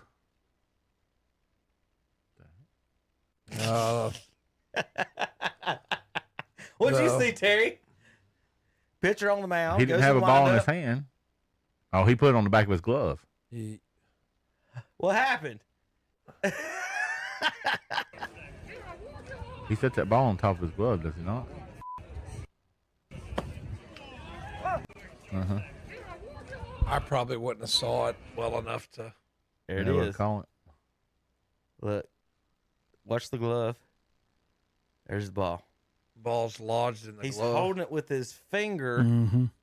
in the back that pops out his glove, the finger hole. And he goes in the windup. He shows a empty hand to the batter in his windup. And he comes back when he brings his glove up. He swipes through there. He grabs the ball here on the back of his glove and then pitch. So the thing about that, it's got to be a fastball, right, Terry? Like, you can't just grab. It's hard to grab. Just grab that joker and throw a curve. Yeah, because you can't really grasp how No. good you got it in your glove. I'm not saying he can't. With practice, you can. But more than likely, that's going to be a fastball, right? Because he just grabs and drops. That's kind of hard to. And it is a fastball. But anything illegal about that, guys? I guess you can. The definition of a balk is to intentionally deceive a runner. I don't see a runner here. This is a windup.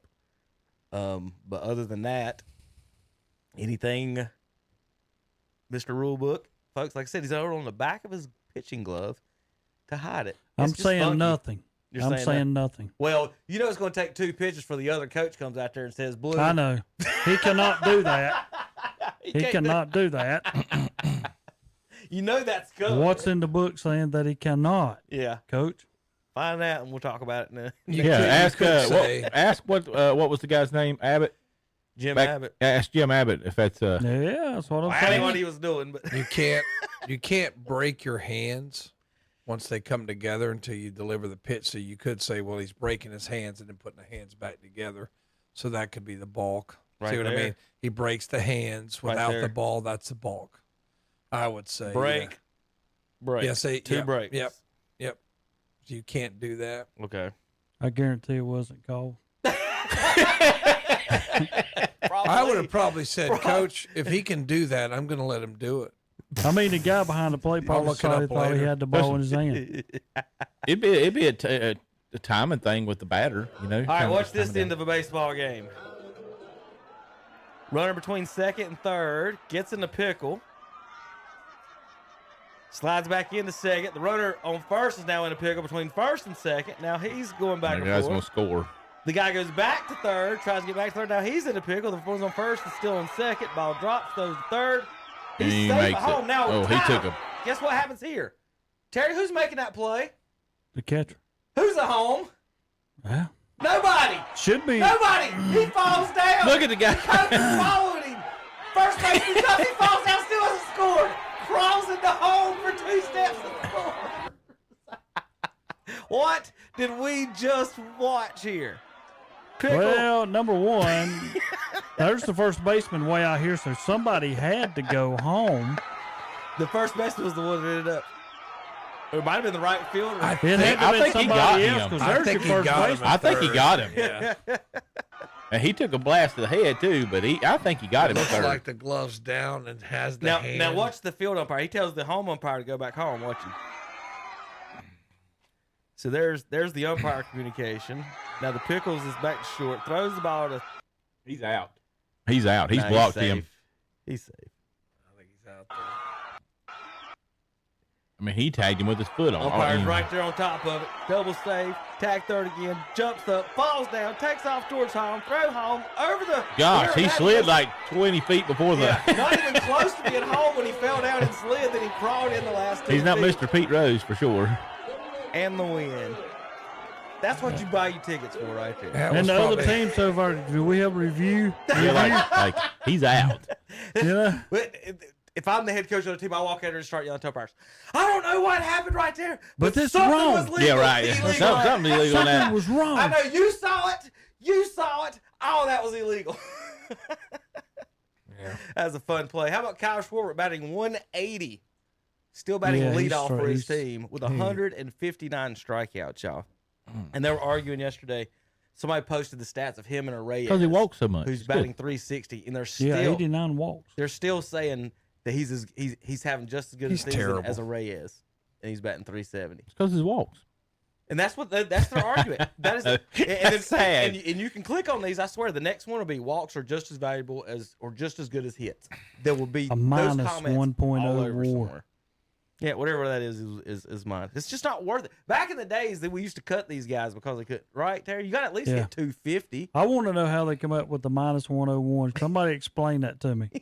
War. He's lost. Yeah. He's lost one more game. All right, Zach, you ask about it. Oh. You don't know who this is? This is the hardest hitter ever to throw a pitch. A first pitch. Mike Tyson? Yes. Gosh, he is not athletic on that at all, is he? It's a strike. It is a strike. It says the best hitting pitcher in history right here, Mike Tyson. Yeah, Zach, what do you want? That's a strike. Way better than what 50 Cent did. He's humming it in there. He's proud of that. Tom, you see that guy throw that pitch right there? You think you can take him in a fight? No. I do not. You don't Yeah, think so? you would. If you didn't you're know sitting who in the that was, stands, you'd don't go, know who well, that he's is. terrible. And they say, watch this 62-year-old man throw this pitch. You're like, I can take him. Looks like he's put back on weight. Yeah, he's a big boy. Yeah. But for a while, he got himself back into really prime shape, and then, heck with that, food's good. The only 5 teams in Major League Baseball history, folks, with 1,000 wins. 11,000. Braves hit 11,000 last night. Last night, Braves hit the 11,000 wins. Now, this is total. This is postseason, too. This is Well, not we're never regular, going to get just there. regular season. Be another 20-some years before we ever get there. That's all-time postseason and regular season. 11,000. That's congratulations. Who would have thought the Cubbies are on that list? They're so old. They just keep winning. They're so old. 85 games a year don't get you anything, but no. That right there. And the only Out time and they're back. good, they beat the Indians in the World Series. So did you see? Yeah, there you go, Tom. Yeah. So did you see this mess last night at the Cardinals game? New shortstop is brought up. He and throws it this away. jackwagon for the Mets. Yeah, Alonso, throws his he first throws hit stuff into the stands. He didn't know. What do you mean? Wow, who He just didn't randomly know. throws the ball in the Wait a minute, stands, Jerry. though? Like He did that? not Did know. he hit somebody? Wait a minute, Terry. Let's say he did. At what point Have you ever seen a second baseman Right, that's my from argument. the middle of the infield Throw the throw ball a in the ball stands. into the middle of the stands? He says he does it all the time. Oh, bull. He did. Listen to his explanation. Have you got that? I don't want Yeah, that he explanation. says he does it all the time. He apologized to the guy twice about what he had done. What's he said, the "I'm whole not thinking-" context of the situation? Because the It's guy's his first hit. in Major League Baseball. Yeah. And the second, usually they give the ball to him. And he says most of the time when they take him, because they're not going to Look, use they're the waving ball. at it. See, He goes, he looked at him, and they told him that, no, you don't need that ball, so he threw it away. What a jerk. That wasn't a jerk. He didn't know. He didn't know it was this guy's first hit. He did a love your enemies. He apologized to him when he was on first, and when he got to second, he apologized to him again. Well, good then. If that's He what did. happened. Still stupid. Surely they found that ball and Yeah, they and went and got it. Surely they did. Yeah, they switched it out. So they took another Yeah. ball, and the woman gave it back. It was a woman who had it. All right, the greatest prediction in baseball history, guys. We'll be on the radio and we'll talk and we'll try. The announcers will try to say, "Well, I think this might happen here." But what? Well, listen to this, guys. This is Seattle and Toronto, and I'm just going to let the announcers take it away. Rick Rees along with Mike Blowers. Time for our picks to click. Final game of the series. Mike, who's yours? Well, I think clearly it's going to be Tuiasa Sopo today. He swung the bat well the last few times that he's got an opportunity to play. I expect him to hit his first big league home run today. He's going to get in a good count today. He's going to get a fastball from Talent, and he's going to hit it out of left center field, probably maybe in the second deck. Okay, all right. Now, did you hear all that? He's going to hit a 3-1 count, maybe in the second deck. And wait a minute, fastball. Now, before I finish that, remember, I'm going to ask you, Tom, are sports fixed? Looking forward to it. Matt Tuiasa-Sopo's first home run of his career coming up, according to Mike Blowers. On a 3-1 count. On a 3-1 count. Breaking ball, fastball. It'll be a fastball. He's a fastball 3-1. pitcher. 3-1 count. Second at bat. How many rows back? Second deck? Second deck. How many rows back? That Two or I three? can't because people get their hands in the way, so you never know. And the here you go. left-hander's 2-1 pitch. And that's inside ball 3. 3 balls. I've never been so excited on the 3-1 count in my life. How about that? We're there, 3-1. Let's see what happens here. It's going to be a fastball, Matt. Yeah. You know that. Yeah, we do know that. Now the left-handers. 3-1 pitch on the way. Swung on and belted into left field. It just missed the second deck. Fly away. I don't believe it. I see the light. I believe you, Mike. Unbelievable. It is It's like a Tony Romo call. You know how good Tony was at Oh, yeah. second deck by just setting up a stuff like little that. bit. And Matt Tuiasa-Sopo Tony's call has kind of made fallen off the the wagon here lately, prediction though, you know. True. He On was his really second good when he first bat started. On a 3-1 count, I have never in my life seen such a prediction come true. Mike Blowers, you are unbelievable. Matt Tuiasa-Sopo is first. After watching that, is it fixed? Well, he never hit it in second deck. Well, how could you? Oh my God! 3-1 fastball. He First never home hit run it in in his the career. second Yeah, deck. that's exactly what's going to But happen. still, he has to hit the home run, which Yeah, is not. that's I mean, what I'm saying. It's hard to do. Well, the balls are remote controlled, Tom. There's a guy Yeah. in the. But it never got to the second deck. So There's a guy up there in the deck. he got everything right but the Control second that- deck. Okay, Controlling the ball. okay, Kevin. Can we move to the next segment, please? All right, last one. Angels become the first team since the 1857 Albuquerque String Beans. This is for real. Hit a grand slam and turn a triple play in an extra innings loss. Well, all I know is the guy that was on third must have been lost. That's all I got to say for him to get thrown out of home. They turned a double play and get him by a mile at home plate. I'm like, what was he thinking? It was a nightcap of double header. They blame the loss on not being able to see. And this commenter says, as if it was before the invention of the light bulb. We'll be right back. Finish up the show. More fun on KDC Broadcasting. Duck. I didn't.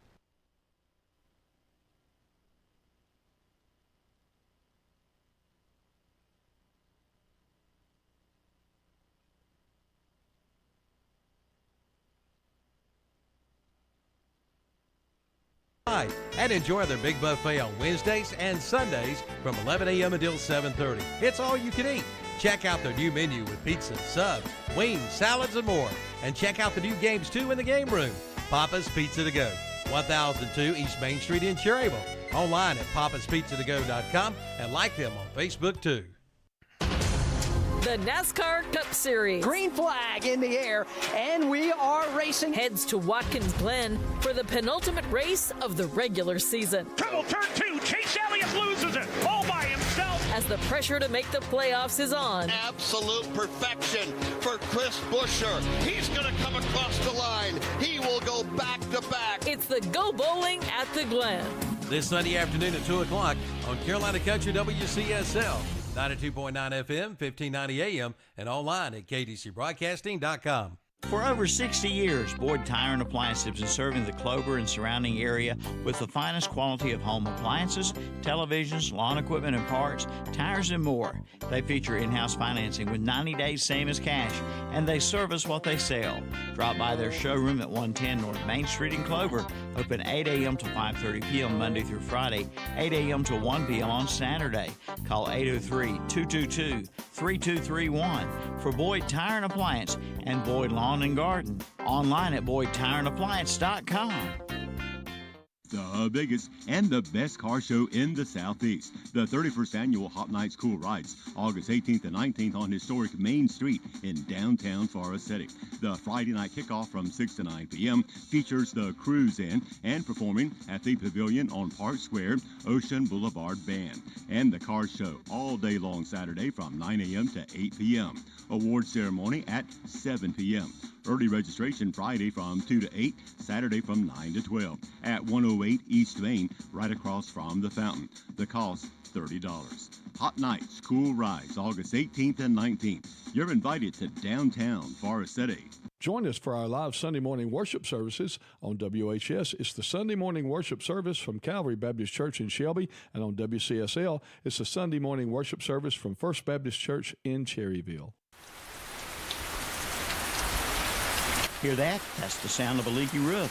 And if you're experiencing a leaky roof, call on Gaston Roofing. With over 3 generations of experience spanning over 80 years, Gaston Roofing serves Gaston, Lincoln, Cleveland, Rutherford, and York counties with metal roofing and fiberglass shingles. And they feature a lifetime shingles warranty, plus a 7-year labor warranty. They also do siding, doors, and gutters. Gaston Roofing, 1302 West Franklin Boulevard in Gastonia. For your free estimate, call 704-861-8166. Online at GastonRoofing.com. And we're back on Saturday Morning Sports Talk with Kevin and the gang. Kevin and the gang. We got apart from Tom, looks like. besides Tom's gang. All right, we're going to see if we can get this bear to work. Yeah, this bear does not want to cooperate today. He's still trying to work his way over. Right. He stopped again. Or They paused it. They paused Okay. it. All right, so watch him. So the bear's walking along the road. There's a traffic cone turned over. That needs to be in place. And he picks it up and puts it back in its How spot. about that? And then keeps walking. He don't chew it up, mess around. He's walking down the road, stops.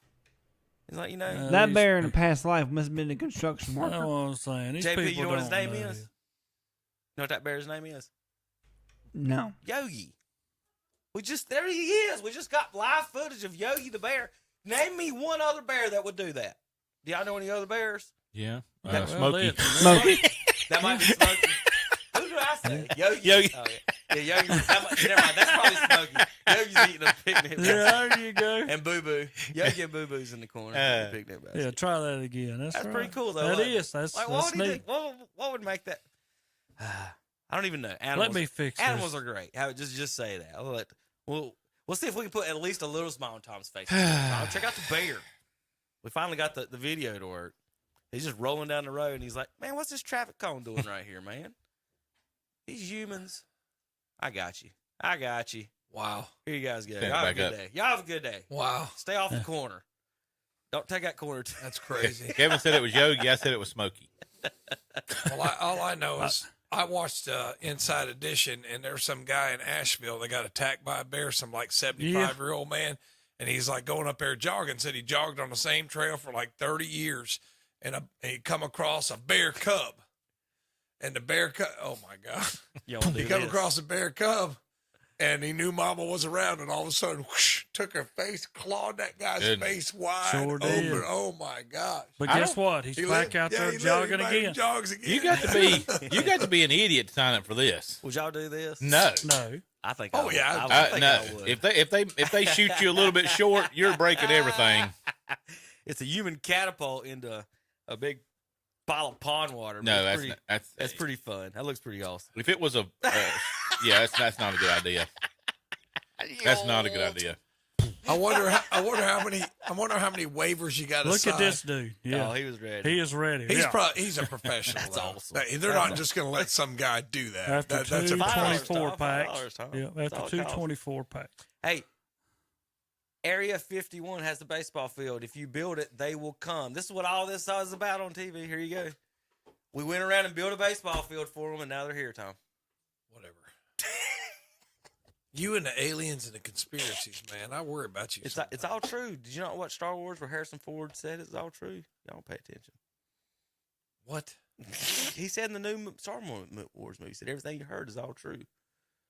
These are Russell Westbrook has more triple doubles in his career than the 76ers, Nuggets, Warriors, Nets, Rockets, Wizards, Mavericks, Knicks, Suns, Bulls, Cavaliers, Bucks, Pistons, Trailblazers, Spurs, Pacers, Hawks, Clippers, Heat, Pelicans, Timberwolves, Hornets, Raptors, Magic, Blazers, and Jazz have in their team histories. Has he played for any of those teams? Yes. Russell Westbrook. All right, I think I got has more what? Triple doubles than all those franchises. Really? Mm-hmm. Russell Westbrook? He had a ton of them. He averaged one. He That averaged one two year, he two was- seasons. yeah. He averaged triple doubles back to back. Oh, yeah. Wow. Most points per game in a defensive player of the year season. Defensive player of the year. Most points per game. Michael Jordan with 35 points a game and locked you up, Terry. I can do I'm going that. to get 35 a game and your dude ain't getting nothing. Yeah, and you got Akeem there. Giannis, 29.5. Hakeem Olajuwon at 27 and 26. And the Admiral, David Robinson in 5th at 23.2 points a game in a defensive player of the year season.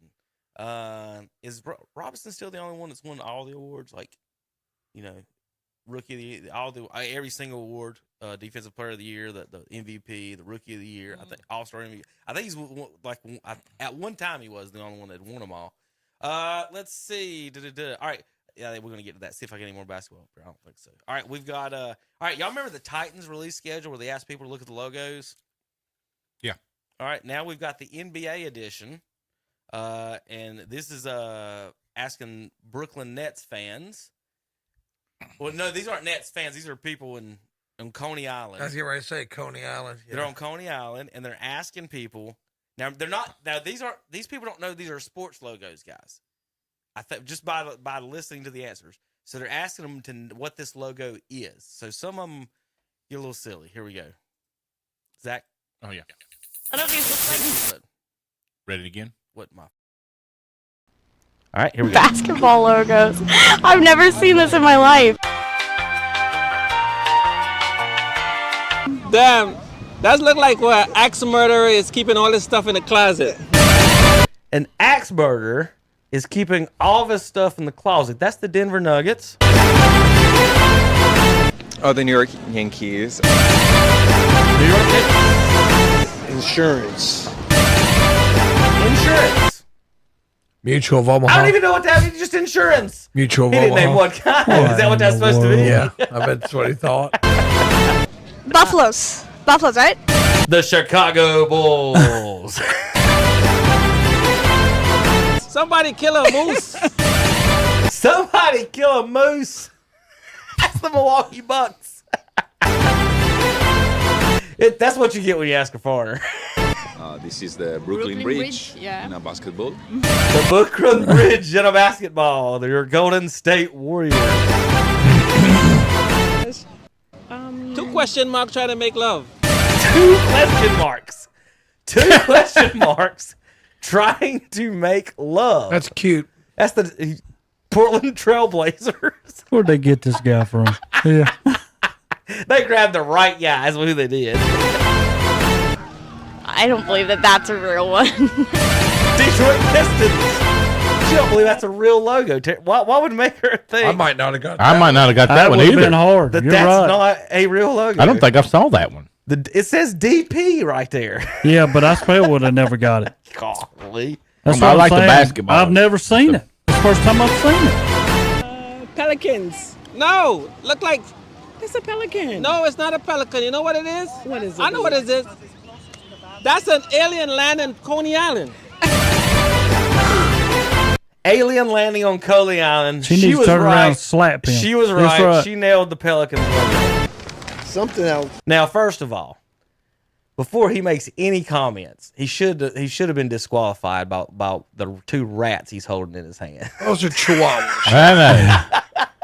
Those good little dogs. That's what we have at the house. Those are not dogs. Whatever he's got. In the middle of the country. Something in the middle of the country. Minnesota Timberwolves. They are in the middle of the country. Lionsgate basketball. Lionsgate basketball. Sacramento Kings. PD, Police Department.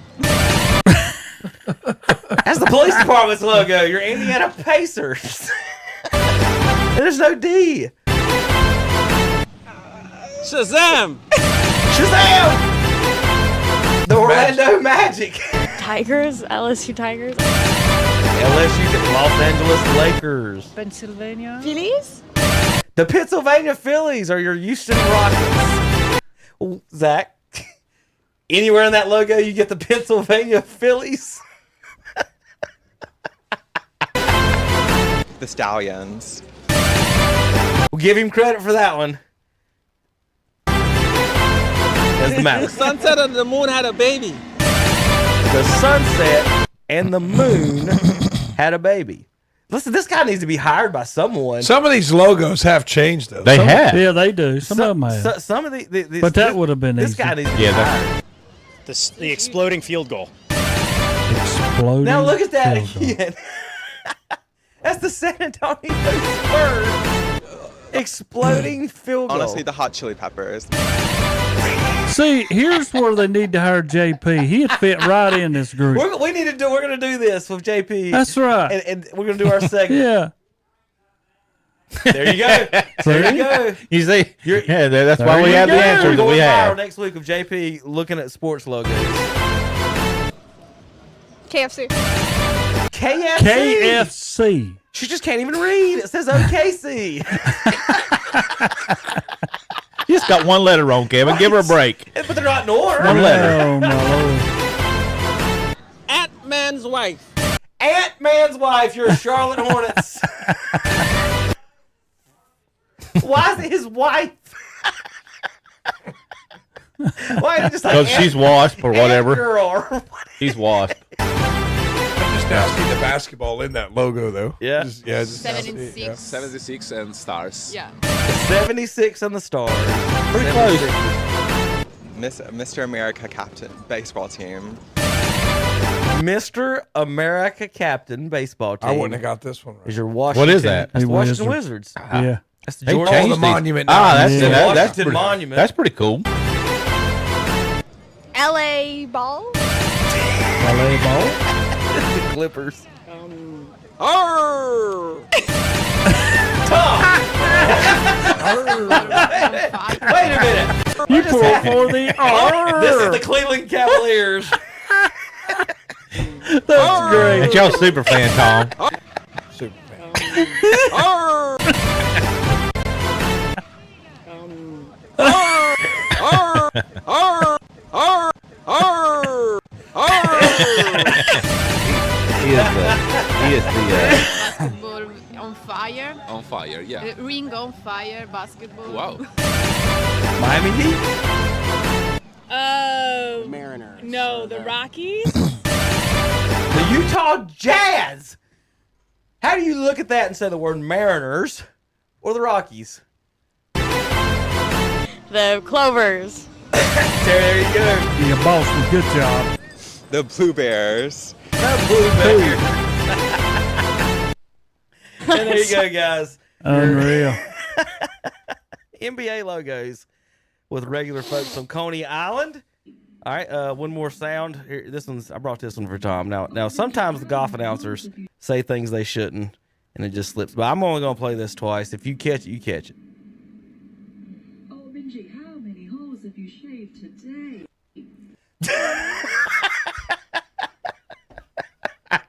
Oh, Lord.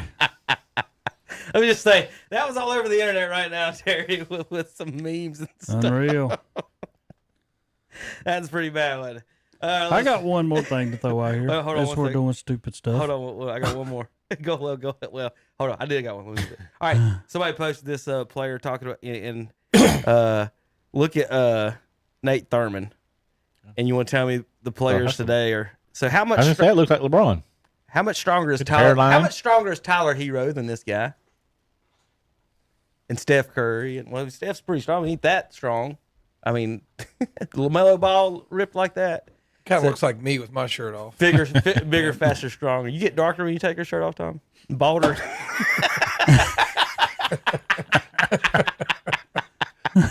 Yeah. It is. All right, Take it off.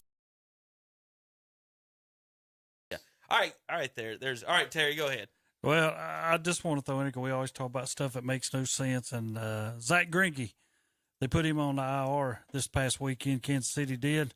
I went back and I thought, this young guy started with Kansas City and then he come back home. When he's been with Kansas City, his total record of all time is 60 wins and 67 losses. This is a guy who was a 5-time chance at a Cy Young winner, which he did win it back in 2009. How bad y'all suck. But here's the deal. With everybody else that he's ever played for, and that is Milwaukee, Toronto, Los Angeles Angels, Los Angeles Dodgers, and Arizona, over 15 years, he is 192 and 75. And lost 67 for y'all. When he goes to Kansas City, we cannot score. We cannot help you. They put him on IR this past week. You know what his record is this year? 1-12. Ooh. There you go. All right, let's read the scores before we go. Zach, left. You got the left side. Bessemer City East Rutherford Cavaliers 28, Bessemer City 12. Cherryville Ironman lose 19-12 to Avery County Vikings. Burns Bulldogs 42-0 over Forest View Jaguars. Kings Mountain Mountaineers 34-17 over Shelby Golden Lions. South Point Red Raiders 35-21 over Lincoln Wolves. Crest Chargers big win 44-38 over the Gaffney Indians. Mountain Island Raptors 40-0 over Cabarrus Stallions. 27-0 Northmore Mustangs over the Carver Yellow Jackets. West Iredell Warriors 50-0 over Thomas Jefferson Griffins. 44-8 Greenville Hurricanes over Highland Tech Rams. Cannon Cougars 37-14 over Christ the King, and Community School of Davidson 40-7 over Hickory Hawks. Let me do the middle, Terry. I've done the right side twice. Let me do the middle. I don't care who you Thank do. I'm just doing. RS Central over McDowell 31-24. East Burke blanks Patton 47-0. Chase edges Mountain Heritage 27-24. Pisgah over Brevard 24-10. North Henderson defeats Hendersonville 31-12. Polk County defeats Madison 33-7. Bandy's blank St. Stephen's 35-0. South Caldwell crushes West Caldwell 52-0. Your West Lincoln Rebels, Terry, edge the North Lincoln Knights 21-20. Maiden big over Fred T. Ford 48-6. It's West Henderson over Newton Conover 54-22. Bunker Hill, no trouble with freedom 42-8. All right, Terry, if he'll let you do the right side, you want to go ahead and do the right side? Yeah, I'll do the right side over here. I'll go from the bottom up. East Henderson defeats North Buncombe 24-0. Smoky Mountain 34, Cherokee 13. It was Murphy over Franklin 41-14. It was Asheville 25 to Tuscola 22. South Iredell 38, North Iredell 0. It was Alexander Central 13, Statesville 6. Hickory 35, High Brighton 14, Watauga 13, Roberson 12. It was East Gaston 29-14 over North Gaston. Forest Hills 55-12 over Ashbrook. It was Hunter Huss over Drone 37-21, and East Lincoln no trouble with Stuart Kramer 57-0. All right, the second trivia question nobody got, so Casey, you win 4 tickets, Bubba. Barry Sanders is the answer. Barry Sanders postseason, he only scored 1 touchdown, and his team was already up 31-6, Tom, when he scored his only touchdown in his postseason career. Could you imagine if he went to a different franchise? 2.8 yards a carry. he was garbage. We'll be back next week. KTCBroadcasting.com. Cause I am the seed of a chosen breed. You don't see too many like me. Cause I am one of the reasons you do what you do when you want to be me instead of you. Cause I am still on beat, showing love to the streets. Come on, you know me, cause that's who I am.